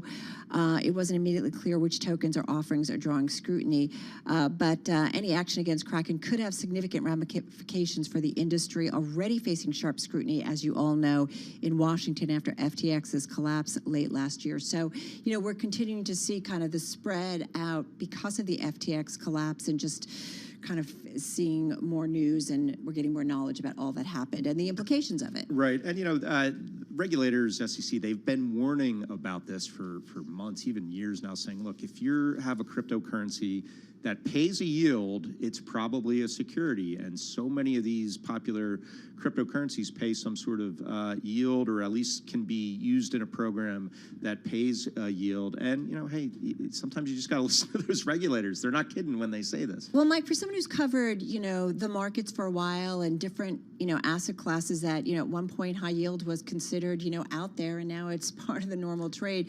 How do you kind of think about all the news that happened in the crypto world and where it's going? I think it's like nothing really we've ever seen in markets before. And I think a lot of sort of the more speculative, the more yield bearing, the borrowing and lending programs, they were just too far ahead of themselves. You know, the innovation was interesting and it really was innovation, but they just, you know, crossed the line into areas that were just too risky and not necessarily legal. And I think so. I think that's all more or less a thing of the past.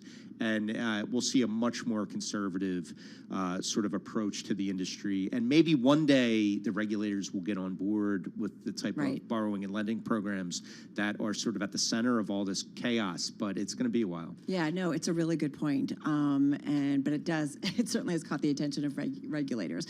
All right, folks, we're getting ready to head over to our TV colleagues, talk about the close, and also talk about some of those earnings, including Disney after the close. Right now, the NASDAQ down about 1.7%. Bloomberg's Beyond the Bell starts right now.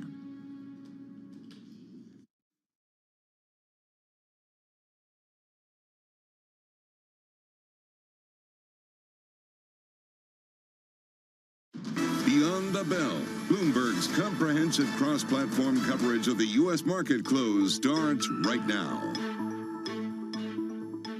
And right now, we are 2 minutes away from the end of the trading day. Romaine Bostic, Scarlett Fu, we're counting you down to the closing bell, and here to help take us beyond the bell. It's a global simulcast. We're joined right now by Carol Masser and by Mike Regan, filling in today for Tim Stenevec. Welcome to our audiences across Bloomberg Television Radio, as well as those folks streaming on YouTube here. A look at the broader market, but of course, Carol, a look ahead here to the big earnings out of Disney. Yeah, that's what, you know, we still have to kind of hold on to. It's what we get from the CEOs. Disney's a big one.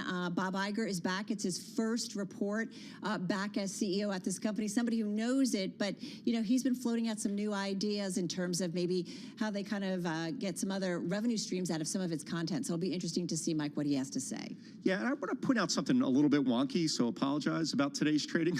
But my colleagues Elena Popina and Cameron Kreis have written a lot about how if you look at the SPY, the S&P 500 ETF, believe it or not, most of its gains in existence have come after hours between the close and the next day. Yeah. It's rare for it to actually gain during the day. Well, it did that for 12 of the previous 13 sessions, but today, Romaine, really the opposite. So it gives you a hint that there's, something unusual was going on in the complexion of the trading that caused this melt up that we saw, and perhaps this is a sign that that's gone away. Yeah, certainly a lot of distortions in this market here, whether you trust the numbers or not here. Overall, though, this is a day where you have the majority of the stocks in the S&P lower, a few names, the big names, I guess, if you will, being the Alphabet. You can't have Alphabet down 8% and have a market in the green, at least not with its weighting here. Tesla is higher on the day, up about 2%. Put it all together, here's what we got. An S&P 500 going to close the day down by about 1%, or roughly 45 points. Takes a while for the numbers to settle, but you get the gist. Dow Jones Industrial Average down 0.6%. The NASDAQ down about 1.7%, Carol, and the Russell 2000 going to close out the day down 1.5%. But as you said, Romaine, a lot of names are lower in today's session. A little bit of a deeper dive into the S&P. You've got 395 names in that average. Lower in today's session, Scarlett, about 106 higher, 2 unchanged. Yeah, and you look at the industry groups in the S&P 500, the 24 industry groups, and you can really see the losses here concentrated in some of those cyclical growth names like media, entertainment, Alphabet, one of the big losers, along with Activision Blizzard. On the upside, you've got GM, Ford, and Tesla lifting the auto companies, and some healthcare equipment makers also holding on to modest gains there. All right, let's get to some of the specific winners. You know what it is. Deal news today. CVS holding on to a gain of about 3.6%. Interesting considering it's the acquirer announcing that $10.6 billion deal for healthcare provider Oak Street Health, and also posted some earnings results. So that also playing out there. New York Times also a huge gainer in today's session, up about 12% here at the close.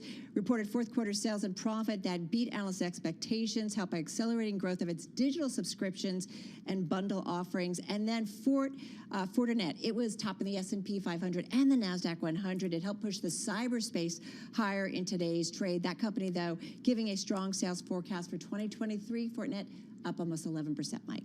Yeah, Carol, and obviously if we're going to talk about the decliners, we got to start with Alphabet, down almost 8%. That's the most in more than 3 months. And if you look at both share classes of Alphabet in the S&P 500 and add it all up, those two share classes alone are taking about 10 points off of the S&P 500 alone. It's obviously all because this demonstration of their new Bard AI system didn't go so well. It really gets you thinking about all these plans by tech companies in AI and how they're going to roll them out. It's definitely some banana peels ahead for some of them. Also looking in the tech space, Lumen Technology, that stock's down 21%. That's the most since 2020. Also, stock closing at the lowest since 1997. Wow. And this is after their full year earnings estimate was lowered, missed estimates. I also recorded a $3.27 billion goodwill impairment. And finally, I wanted to talk about Jack Henry Associates. Pop quiz. Anyone ever heard of them, Carol? No. No one? No one? Hey, they are an S&P 500 company. One of the biggest losers today, down more than 9%. That's also the most since 2020. It's a company that basically provides computer systems for banks and other financial institutions. Again, it's a story about a forecast just coming in lower than analysts estimated. Really. All right, we're still awaiting Disney earnings here. Some other earnings going to be crossing the wire after the bell as well, including out of Robinhood, Mattel, and a few other names here. A quick look, though, at the yield space and what we saw here on the day. Some modest moves lower here, down about 3.5 basis points right now on that 2-year yield. Your 30-year yield down about the same here. A little bit of a reset from where we were over the last couple of days, guys. And we do have earnings out of Wynn Resorts. Fourth quarter adjusted loss per share is $1.23. Analysts were looking for $1.17, so wider than what analysts had expected. But the Las Vegas operations came in better than expected, $585.5 million. Analysts were looking for $536. So that shortfall really coming from the Asia side, from Macau. And we do know that Macau makes up about 40% of Wynn's revenue, a real drop compared to about 75% in 2018. So it just gives you a sense of how painful the China lockdown was for a company like Wynn. Right, what a game changer it is, right? Not just for the global economy, what's going on in China, but these specific names that have so much exposure and Wynn, as you can see, Mike, continuing to trade up about 2%. That Macau January gaming revenue jumping 82.5% after China's reopening. We saw that late January, so we know that there's momentum in some of these names. Yeah, absolutely, and quite a good start to the year for Wynn. They're up more than 25%. So really, a company that can benefit from either the China reopening story or just remain strength in the U.S. as well. What do you guys make of the earnings season so far? I mean, we've basically gotten halfway through, at least the S&P 500 companies here. So I think we've gotten a pretty good read across a variety of industries here. I mean, is there any sort of constant, any sort of thing that sort of ties it all together? Romaine, I keep looking at the outlooks. Again, seeing some of the big decliners today, it's all about who's cutting their estimates for 2023. Everyone expected that to happen. We are seeing it happen. We're now looking at, if you go bottoms up, expectations for negative earnings growth for the full year. Right. So it's really hard to justify this strong start to the year if that outlook is deteriorating as the way it has. And Scarlett, I mean, the things that you're looking at, and you've been talking a lot about this. I mean, how much does the macro really overlap with the micro right now? Oh, you know what? Disney just reported, so I don't have to answer that question. All right, let's now. start off here with Disney here. Here are your numbers coming in and crossing the wire right now. Adjusted EPS looks like a beat for that fiscal for a 1Q number, 99 cents a share versus a street estimate of 74 cents on average. Disney Plus subscribers, of course, a number that a lot of folks paying attention to, coming in at about 161.8 million. That's also a beat versus the average of 164 that the street was looking for here. You break down some of the other numbers here. You're talking about a loss in the media and entertainment distribution business. You're talking about a parks and experiences business that actually saw a pretty decent bump up in revenue, $8.75 billion for the quarter. The street was looking on average for about 8.1. We'll just round that up here. So just looking at some of the top line numbers here as they cross the wire, guys, we do appear to be seeing a beat pretty much across the board on a lot of the key metrics. Some weakness that we're seeing in the Hulu subscribers here, but overall, this appears to be within the range of broader expectations. Yeah, so Disney up about 2.8% here in the after hours. Bob Iger back as CEO, longtime CEO, then went away. Now he's back. So this is key. What he says in the press release, we believe the work we are doing to reshape our company around creativity while reducing expenses will lead to sustained growth and profitability for our streaming business, better position us to weather future disruption and global economic challenges and deliver value for our shareholders. So a little bit of an idea of how he sees the outlook here, Scarlett. I just want to jump in here with Robinhood earnings, which have just crossed as well. Robinhood's fourth quarter net revenue missing analyst estimates, $380 billion, when analysts were looking for almost $390 million. The crypto revenue also trailing the consensus estimate, $39 million versus $45.8 million.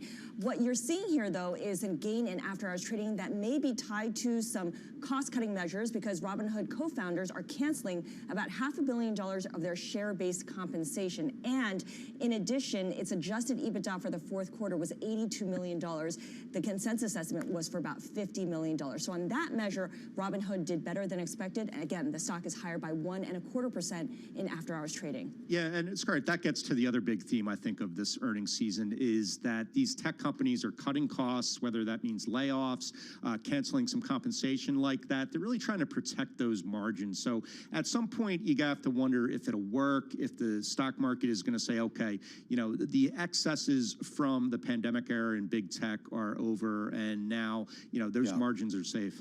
Robinhood shares now starting to move a little bit lower here in after-hours trading. Mattel shares down about 9% in after-hours trading. Those results just crossing the wire here. The fourth quarter numbers coming in well below what the street was looking for. 18 cents a share on adjusted EPS. The street was looking on average for 29 cents per share here. Net sales also missing $1.4 billion off a street estimate of 1.7. Here's your guidance, guys. 2023 adjusted EPS, a range. They're giving it 110 to 120. The street on average was looking for 165. Wow. Big part of the reason why you're seeing the weakness in the shares right now, 11% lower in after-hours trading. All right, let's go back to Disney because we're certainly seeing some movement here. Again, the outlook for the first quarter, they're talking about first quarter adjusted EPS, 99 cents a share.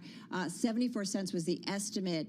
And first quarter Disney Plus subscribers, always a big number. And you talked about it, not for the outlook. This is the current quarter or past quarter, 161.8 million. The estimate was 164. This is, so much we talk about, Scarlett, Scarlett, when it comes to Disney, they're banking so much on streaming. What I will say about Bob Iger is he understands the different parts of the business, so it'll be interesting to see what he says about the importance of each of them and how he kind of builds them out even more. Yes, especially because he's such a maestro on the conference call, right? He is always able to give some good news alongside whatever disappointing numbers may have been encapsulated in the quarter to give investors something to look forward to. One thing that people will be paying close attention to, of course, is whatever strategy he announces in the media segment and this idea of whether they'll try to make money by licensing some of their content. All the different content owners have been spending the last couple of years making sure the content is back home so that they own everything, but now there's an opportunity perhaps to monetize that once again. Yeah, and also the big question is, well, what does Nelson Peltz think about these earnings? Obviously, Disney dealing with that activist investor agitating for a seat on the board and some changes. Perhaps, Romaine, this takes a little bit of the heat off of him. Well, yeah, I mean, and look, I mean, when you look at the numbers overall, I mean, they are good. They are at least in line with Wall Street expectations. I guess going forward, too, I mean, and what I really want to hear out of Iger on the call is really about the strategy, because everyone's patting him on the back, just as Scarlett just did. Maybe he deserves that, right? But let's not forget that the strategy that Chapek came in on, the strategy that he was trying to implement, was a strategy that was a direct outgrowth of the previous Iger administration. So why am I to believe that what Chapek couldn't pull off, that Iger now, coming back out of the cold, is going to do it? The only thing I would say is that Iger was CEO for a long time, right? And pulled in some new businesses, whether it was Pixar, whether it was Marvel, like he thought about bringing in new content and then how do you kind of spread it among all the different platforms. I mean, I guess we have to wait and see, but this is somebody who truly, truly understands this company and was head of it for a long time, and I think that was an advantage potentially over his predecessor. And he had the buy-in from his employees, right? His managers trusted him. They would follow him in every direction, whatever direction he chose. The issue with Bob Chapek was that there was some resistance. There was this idea that he didn't pay enough attention to the creative side. There was pushback as well. He got into a couple of PR messes with the governor of Florida, too, that did not bode well for how the company was perceived. Bob Iger says they're embarking on a significant transformation. On that call, we need to know exactly what that's all about. All right, guys, that's a wrap. Our cross-platform coverage, radio, TV, YouTube, and on Bloomberg Originals. We call it Beyond the Bell. We will see you again, same time, same place, tomorrow.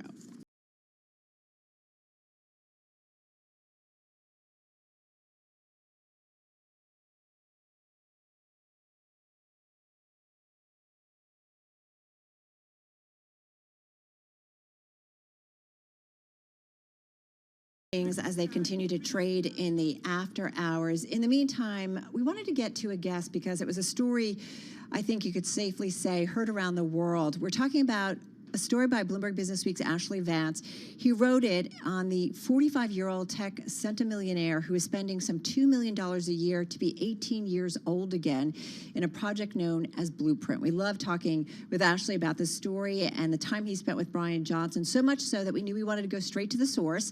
So with us right now is Brian Johnson, who is the founder and CEO of Blueprint, CEO of Kernel and OS Fund, and he joins us via Zoom from Los Angeles. Brian, it is good to have you here with Mike and myself. How are you? I'm great. Thank you for having me. Well, tell us a little bit about your mission and why you wanted to do this. And I know we're kind of hitting it hard and cold. We've talked about it for our listeners and our audience before about spending about $2 million a year to be 18 years old again. Why did you want to do this? I mean, the fountain of youth is a story as old as humanity. And typically the story is a group of people in a boat going to the jungle, traveling to a temple with some elixir that they'll drink.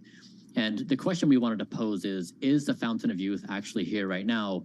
Is just hiding in tens of thousands of scientific publications and an extremely rigorous protocol.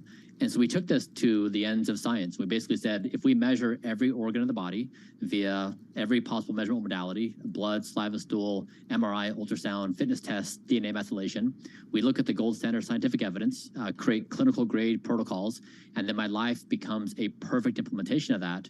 What is possible with today's science? And the results were pretty stunning. Last year, I reversed my epigenetic age 5.1 years in 7 months. It was a world record. And I slowed the speed of which I aged 28%. So generally speaking, and I humorously kind of say this, I get October, November, December for free every year. Do you feel different as a result? I've never felt better in my entire life. But Brian, at the same time, a lot of what you're doing is sort of, I don't know if you would call it experimental, or, I hate to say you're almost your own guinea pig to some degree. Have there been any sort of unpleasant surprises, any bad reaction to any of the foods you've eaten or any of the treatments you've undergone as part of this process? We certainly have learnings all the time, and we do share exactly whether the result is good or bad, we share it independently, because the value of this is an open public protocol.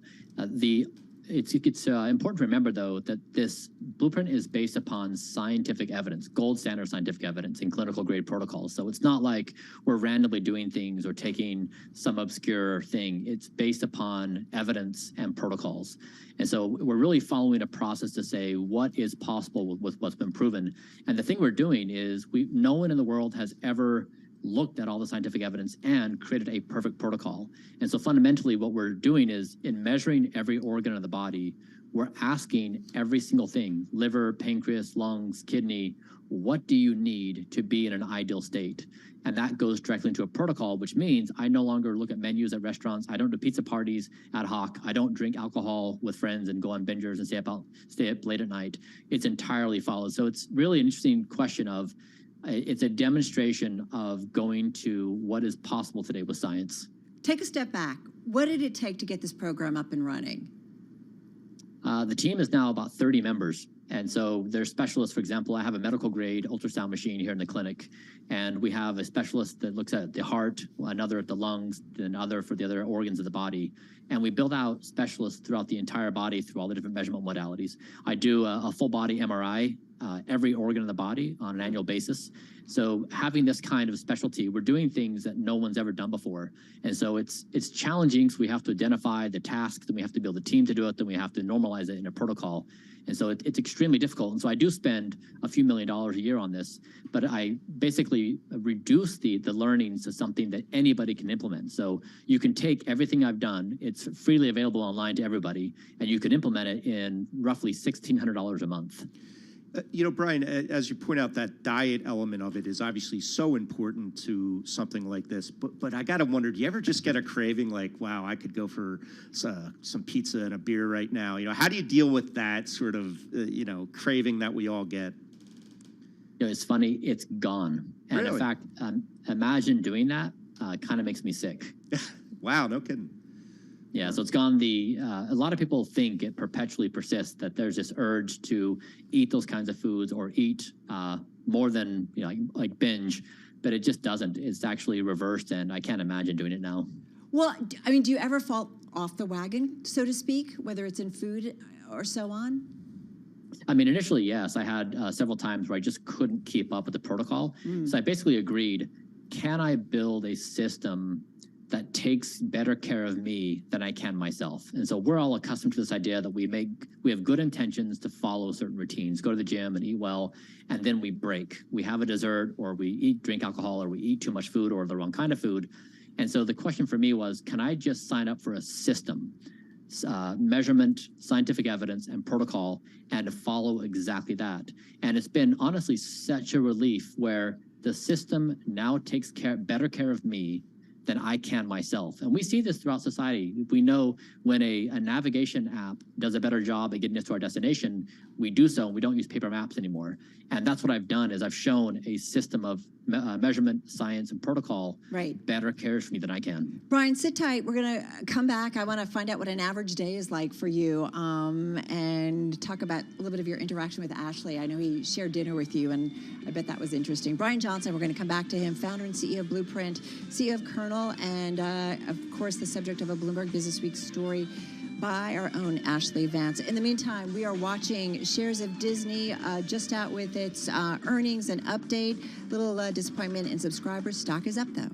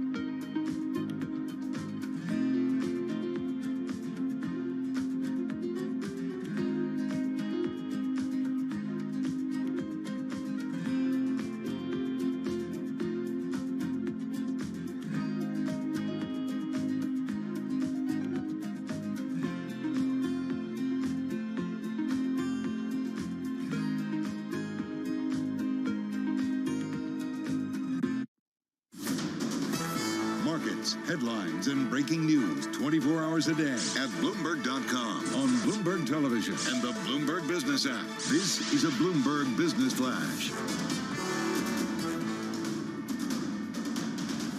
It's 4:21 on Wall Street. We check markets all day long at Bloomberg. Earnings, though, front and center, specifically the Walt Disney Company. After hours, we got Disney up now by just about 2%. It is reporting results for the first time since Bob Iger returned as CEO. It posted first quarter profit that beat street estimates thanks to strong performance from theme parks and smaller than expected losses in streaming. Companies also announced a restructuring of its businesses with the goal of reducing costs and improving profitability.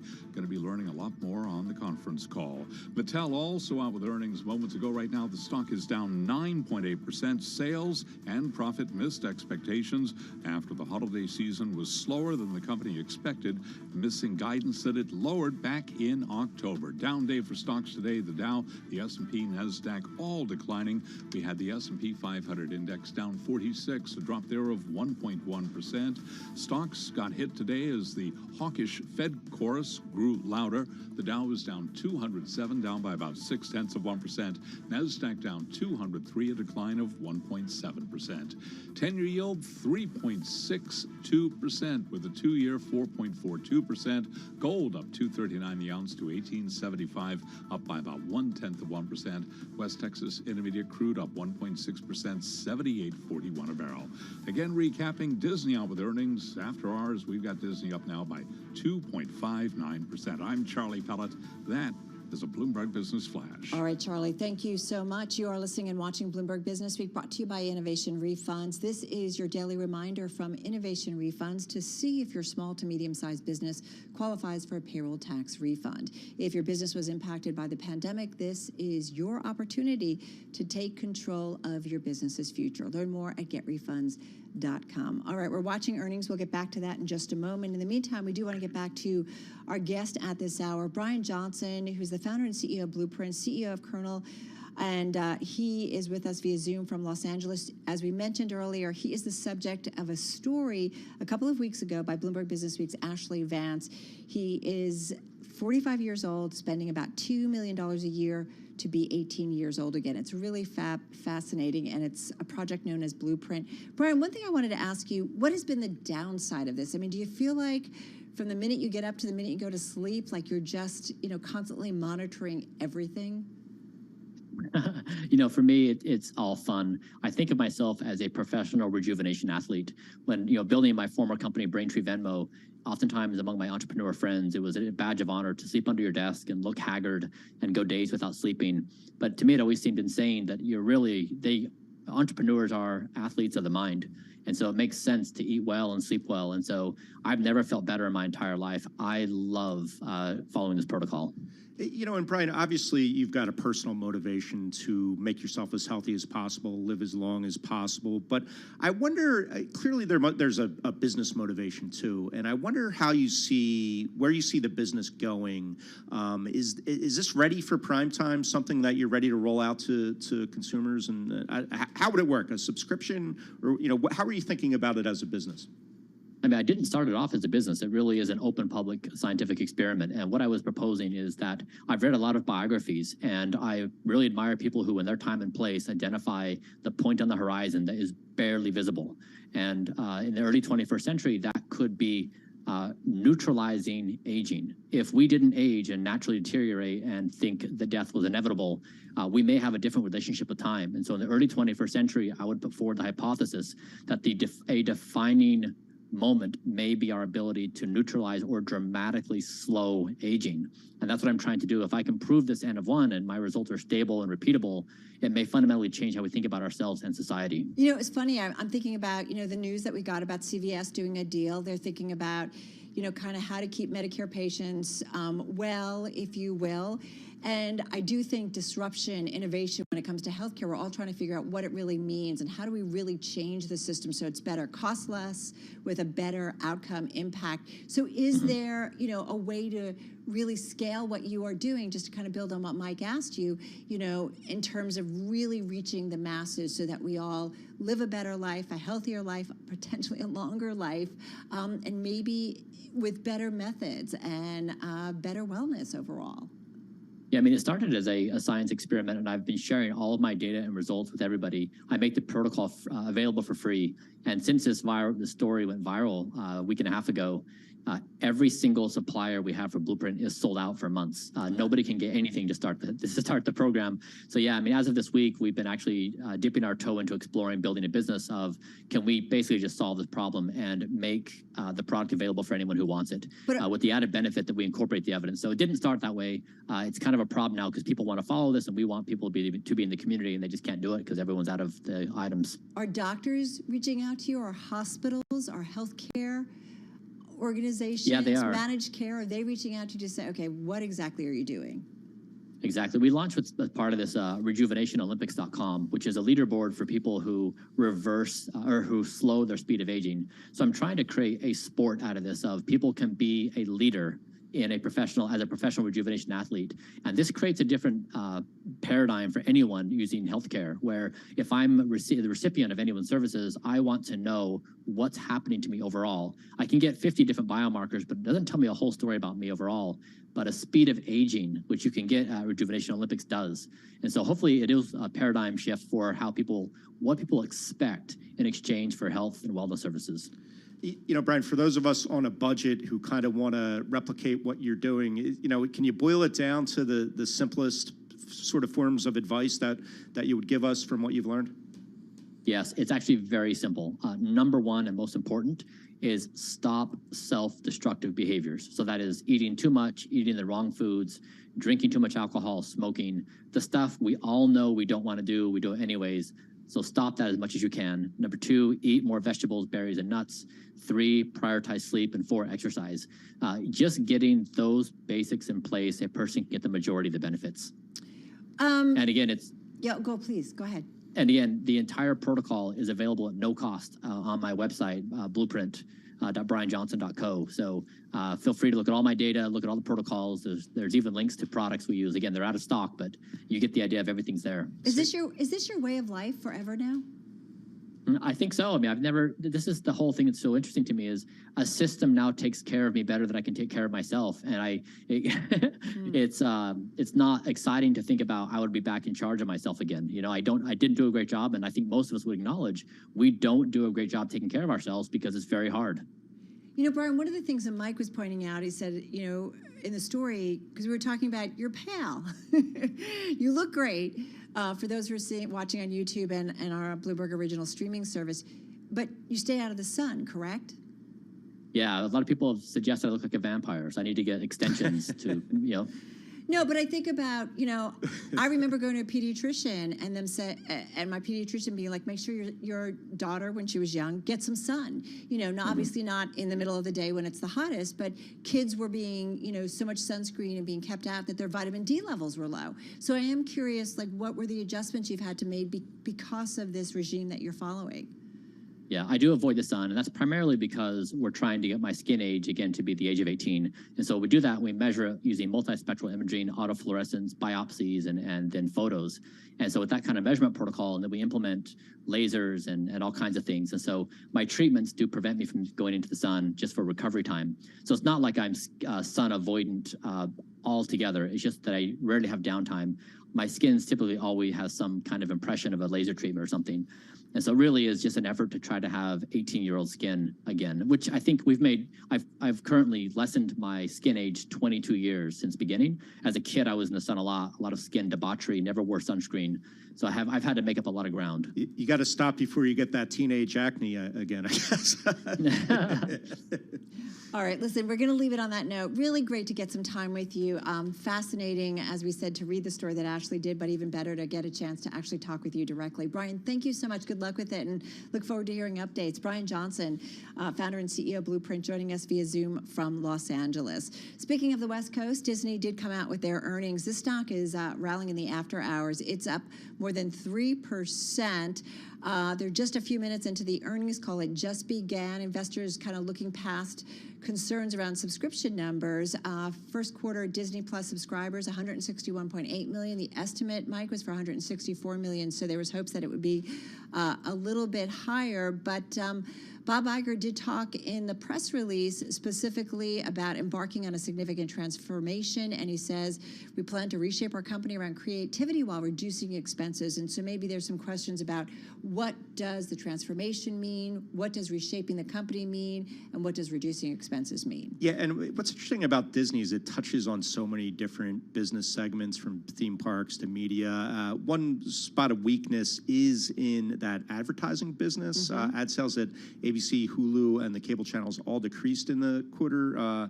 Company mostly cited lower viewerships, but that's, I think, ad sales can be sort of a bit of a canary in the coal mine for the rest of the economy, a leading indicator. Right. So something to keep an eye on. We've certainly watched it with all of the social media companies. Hey, I also want to bring your attention to Affirm, which is down about 17% here in the after hours. A pandemic darling, buy now, pay later. Peloton was a big plus for them during the pandemic era. And then we know, obviously, a different environment in the last half year or so.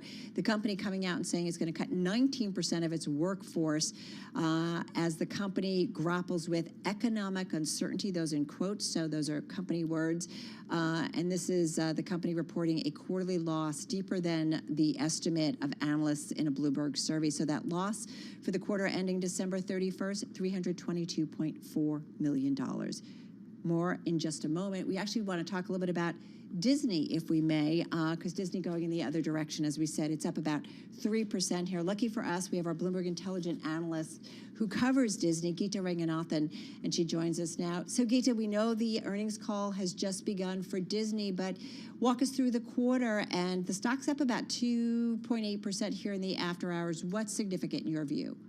Yeah, thank you so much. So I think this was really kind of a litmus test for Bob Iger, and the real word or the real number that everybody was looking for was profitability, and whether they were going to achieve improved profitability, and I think they came out swinging. So the one number that I was looking for very closely was the direct-to-consumer or the streaming business, because this has kind of been a real pain point for Disney.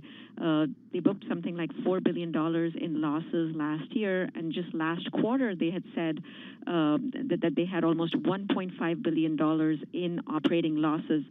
So they have managed to moderate that loss pretty significantly. It's down to about $1 billion. It's much better than what analysts were expecting. And then, of course, the big stunner, as expected, I would say, but performed even better than expectations, was Parks, which came out with over $3 billion in operating income, a 25% increase from the year-ago period. Geeta, I'm looking at that Disney Plus subscribers number, 161.8 million. Estimate was 164. How big of a disappointment is that? Does it really move the needle for the outlook for that service? Not anymore. So this is such a shift. I mean, it's a complete sea change in the way that investors are looking at the streaming story, are looking at media companies, because we are no longer in that subscriber acquisition kind of land grab phase. I mean, now the focus has clearly shifted to profitability and subscriber retention. And we knew going into this quarter that they were going to lose a few subscribers or a few hundred subscribers. Of course, nobody expected it to be this big, but again, I don't think it matters at all as long as they're able to deliver on the profitability metric. And forgive me, I had said that the earnings call had begun a few minutes ago, but it actually just got underway here about 4:34 Wall Street time. And again, the stock continuing to be up about 3%. Geeta, I do wonder, what do you want to hear on this call, first and foremost? I mean, Bob Iger in the press release talked about a significant transformation. He talked about expenses. So what are you listening out for? Yeah, so, I think everybody now kind of has a template given what Netflix has done. So Netflix has kind of reminded investors that streaming can be free cash flow generative. So they're going to get to about $3 billion in free cash flow this year.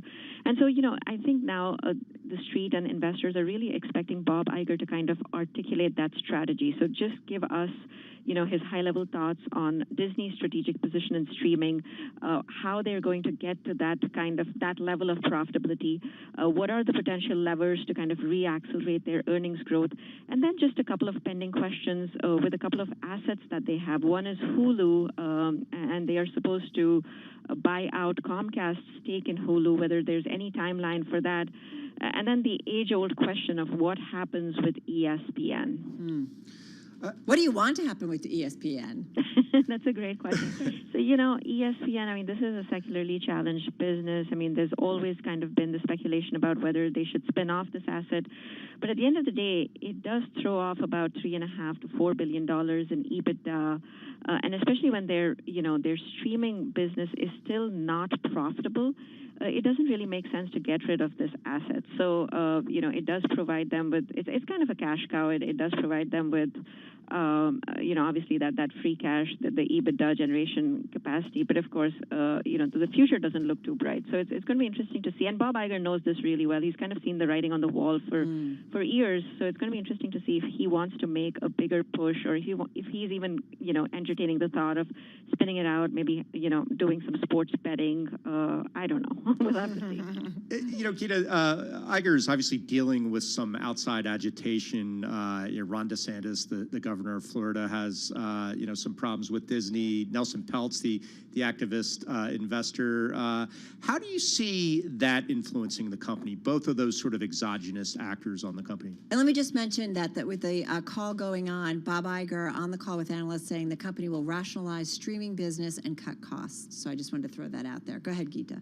Yeah, absolutely. So with Nelson Peltz, I almost think, the best defense for Iger and Disney would almost be to go on the offense, right? And kind of, as long as he can boost the share price, and as long as he can kind of articulate a clean strategy for earnings growth, I think that's the best way to kind of fend off Peltz, because I think it's otherwise kind of an unwelcome distraction when there's just so much going on for the company as it is.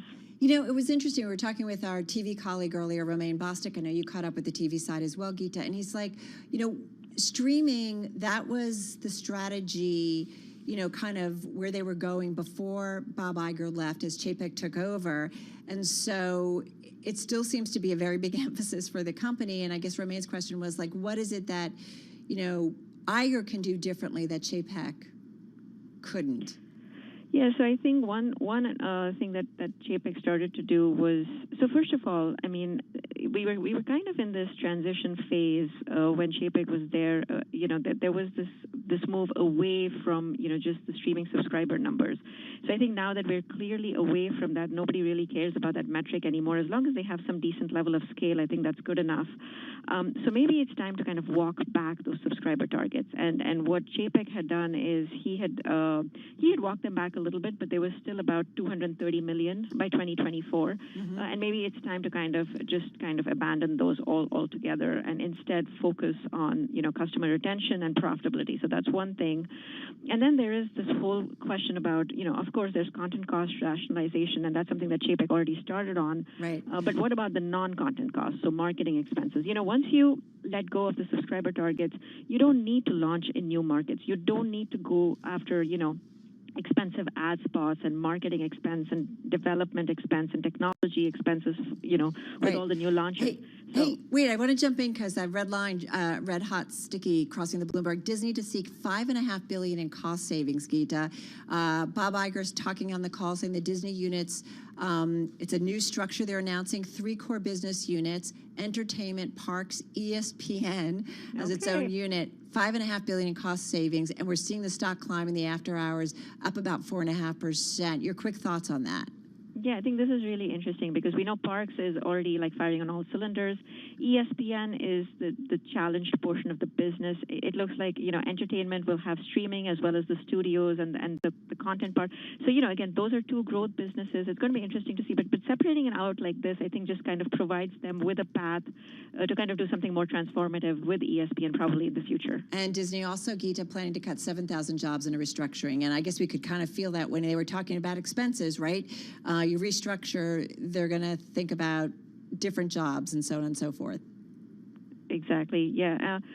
So, with restructuring, I mean, they've already done a major layoff just a few years ago during the pandemic. Again, it was time to, trim the non-content costs, and this is, I think, where that kind of comes in, and we'll have to see exactly how they go about this. But yes, the $5.5 billion in cost savings is definitely a huge number. Yeah, stock now up more than 6% here in the after hours. Yeah, reaction to those job cut news, unfortunately. Hey, it's a company with 220,000 employees, though, so I don't know how much 7,000 moves the needle, but investors seem to be applauding the cost discipline, even though obviously some bad news for the workers out there. $5.5 billion, that's a real number. Yeah, absolutely. That definitely will move the needle, and we saw it in the share price. Geeta, thank you as always. Our Geeta Ranganathan of our Bloomberg Intelligence team knows this company, Walt Disney, so well. We'll look for her research certainly later on and into the Thursday trade. All right, let's get a check on the rest of the markets. Right now, here is Charlie Pellick. Charlie, Disney up more than 7%. Indeed, Carol, that is the story after ours. We're on it. Let's recap, reset, bring our listeners up to date on what's going on. Today, the Walt Disney Company did report results for the first time since Bob Iger returned as CEO. It posted first quarter profit that did beat Wall Street estimates, but Iger moments ago announcing plans for a dramatic restructuring of the world's largest entertainment company that includes cutting 7,000 jobs along with $5.5 billion in cost savings. Geeta Ranganathan is a media analyst with Bloomberg Intelligence. She was interviewed about the quarter moments ago right here on Bloomberg Business Week. So I think this was really kind of a litmus test for Bob Iger, and the real word or the real number that everybody was looking for was profitability and whether they were going to achieve improved profitability, and I think they came out swinging. And again, worth repeating the headlines as the Walt Disney Company announces 7,000 job cuts as Bob Iger seeks $5.5 billion in savings. Again, after hours, we got Disney up now by just about 6%. Mattel out with sales and profit missing expectations. That stock plunging after hours, down by about 8%. A move lower for stocks today as investors remain obsessed with the Federal Reserve. S&P down 46, drop there of 1.1%. The Dow down 207, a decline of 0.6%. NASDAQ down 1.7%. 10-year yield 3.61%. Well, as for any comments from Fed officials that were driving markets today, Robert Stimson is Chief Investment Officer of Oak Associates, and he was our guest right here on Bloomberg Business Week. Well, I think the market has gotten the message, and that 2023 is going to be more of the same, where the market gets optimistic that the Fed is close to a pivot or done, only to be reminded that no, it may not be, as long as the job market is strong and the Fed is concerned that inflation may not be as easily vanquished as the street wants. And again, that 10-year 3.61%. Gold up 0.1%, 18.75 the ounce. West Texas Intermediate crude up 1.7%, 78.49 a barrel. Again, big headlines out of Disney after hours. That stock roaring higher now, up by about 8.1%. Disney cutting 7,000 jobs as Bob Iger seeks $5.5 billion in savings. And that is a Bloomberg Business Flash. All right, Charlie, thank you so much. A lot going on. Charlie's got it covered. Watching Disney still up about 8.2% here in the aftermarket on news of that restructuring and $5.5 billion in cost savings. All right, a lot going on this Wednesday. We mentioned this earlier, Mike and myself, Carol Master, along with Mike Regan. We talked about the CVS Health doing a big deal, $10.6 billion to buy Oak Street Health, a move that further integrates primary care into the healthcare conglomerate. So we wanted to take kind of a bigger look at the healthcare space. And with us is Dr. Christopher Kersey, founding managing partner at the private equity investment firm that works in the lower middle market space and focuses exclusively on the healthcare industry. He joins us via Zoom in Dallas, Texas. Dr. Kersey, good to have you here with us. First up, let's start with that CVS news. Tell us, when you heard about it, does it make sense, and how does it play into how you see kind of healthcare more broadly innovating and being disrupted?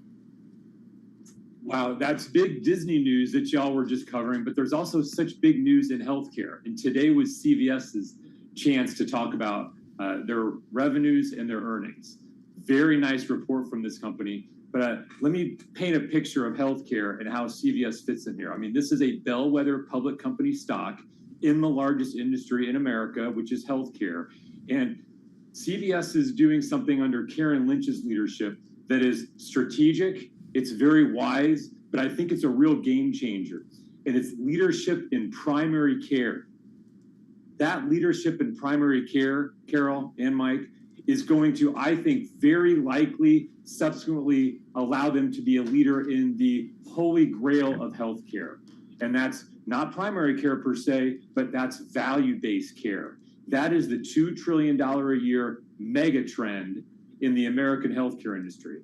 Value-based care is really the antidote to fee-for-service, where you pay a provider X, you pay that person amount of dollars Y to do a certain procedure Z. We all know that paradigm, but value-based care is when payers and providers are aligned and incented to look longitudinally at outcomes using data, perhaps even using AI, a big Microsoft Bing announcement with AI today, but using technology and using operating leverage to figure out how to provide equal or better care for lower cost and then share in those cost savings. There are a lot of things that I can talk about that CVS is doing to effectuate that, but it's a pivotal strategic move. And it Do you work with again, CVS on deals? I'm just curious. No, they are a public company. So we're a private equity firm. Right. Now, we look at public opportunities for take privates, but CVS is the kind of corporate suitor that will potentially buy our kinds of companies or private equity companies in general. That's how we work with them. We do know a lot of their operators through our operating partner network, but we don't work with the corporate entity per se. But we look at them as a real bellwether in the industry. Yeah, Dr. Kersey, I'd love to just zoom out a little bit and look at sort of the whole deal landscape when it comes to healthcare, because obviously CVS has always been sort of active in deal making.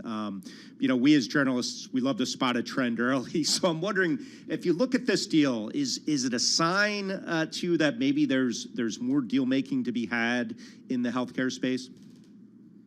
Oh, yes. I do think we're in early innings of mega deals in primary care and value-based care. Now, let me just level set and say, CVS is not the only player spending big dollars in this area. Amazon bought One Medical, a value-based primary care platform. United's buying LHC, which is a massive post-acute hospice company. Oracle bought Cerner, which has a huge primary care footprint for their electronic health records. Walgreens Boot Alliance bought Village MD and Summit Health in primary care in 2001. So these are massive deals in primary care and value-based care. And I always tell folks too, this bodes very well for continuing investment in healthcare, in primary and value-based care, because private equity is going to follow. There is $1 trillion of dry powder in private equity land waiting to be deployed. Traditionally, healthcare is about 18 to 20% of that. So you think about another 180 to $200 billion to be spent in healthcare with these investment themes in mind. It just bodes well for the investor set, but there's just a lot of deal velocity and a lot of exit opportunities when you can get into these spaces with these big players. All right. Well, appreciate some time with you today. Dr. Christopher Kersey, founding managing partner at Haven Crest Capital Management, joining us via Zoom from Dallas, Texas. You are listening and watching Bloomberg Business Week on this Disney Wednesday. I say that because the stock's up just shy of 9% in the after hours. Another couple of headlines coming off of that earnings call that has started. Disney saying the dividend to be reinstated by the end of fiscal year 2023, saying that initial dividend will be modest, but the big headline is saying that this company plans to cut costs. They're talking about $5.5 billion in cost savings. I'm not sure what the time frame is on that, but also that involves some job cuts, about 7,000 as a result of a restructuring. This is Bloomberg. Thank you.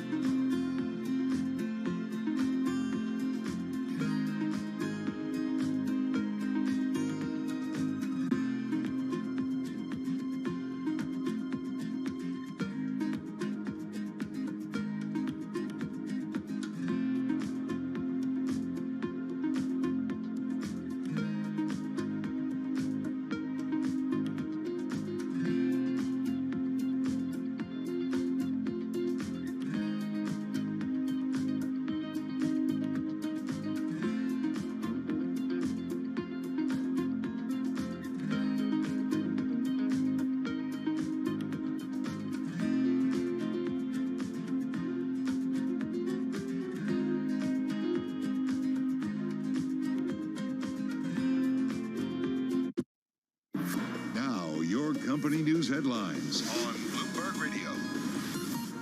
From Bloomberg World Headquarters, I'm Charlie Pellet, 453 on Wall Street. Lots going on after ours. We've got the Walt Disney Company shares up now by 8.7%. Disney CEO Bob Iger announcing plans for a dramatic restructuring of the world's largest entertainment company that includes cutting 7,000 jobs and $5.5 billion in cost savings. The reductions include lower spending on programming and $2.5 billion in non-content related cuts. That news sending the stock higher. Right now, Disney up by 8.6%.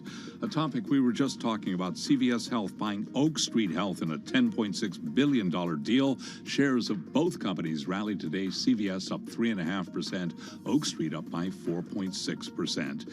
Alphabet shares declined today after Google's new chatbot committed a blunder. And with more on that story, here's Bloomberg's Steve Rappaport. Google's Bard had a bumpy launch, with the AI assistant committing a galactic error. Google tweeted an animated video where a user typed, "What new discoveries from the James Webb Telescope can I tell my 9-year-old about?" Bard offered up a few responses, including one that said the telescope took the very first pictures of a planet outside our solar system. But guess what? That would be incorrect.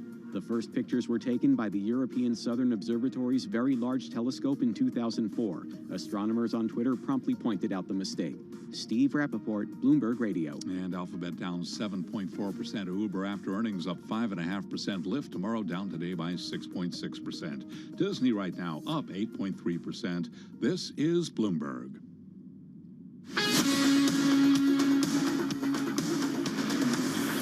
You're listening to Bloomberg Business Week with Carol Messer and Tim Stenevec on Bloomberg Radio.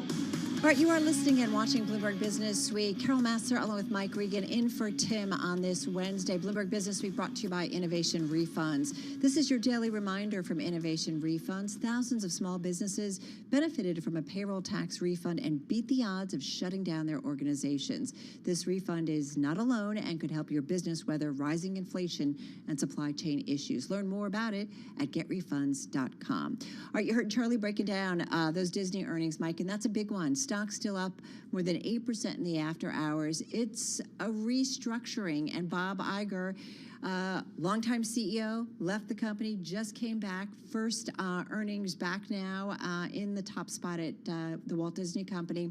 And talking about someone who has led a lot of transformations before, bought some big companies in the past, and now talking about a new restructuring, if you will, restructuring into 3 core business units, and that includes entertainment, parks, ESPN, very streamlined, and then about $5.5 billion in cost savings. That's a big deal.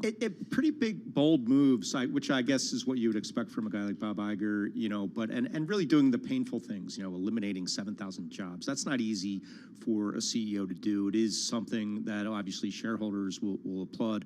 But Carol, I think we're getting to the point also where, these job cuts aren't just a tech story anymore. Obviously, if Disney, certainly has a big tech element to it, but 7,000 jobs, I'm curious where they're spread out across the country. And just after the Bell Tour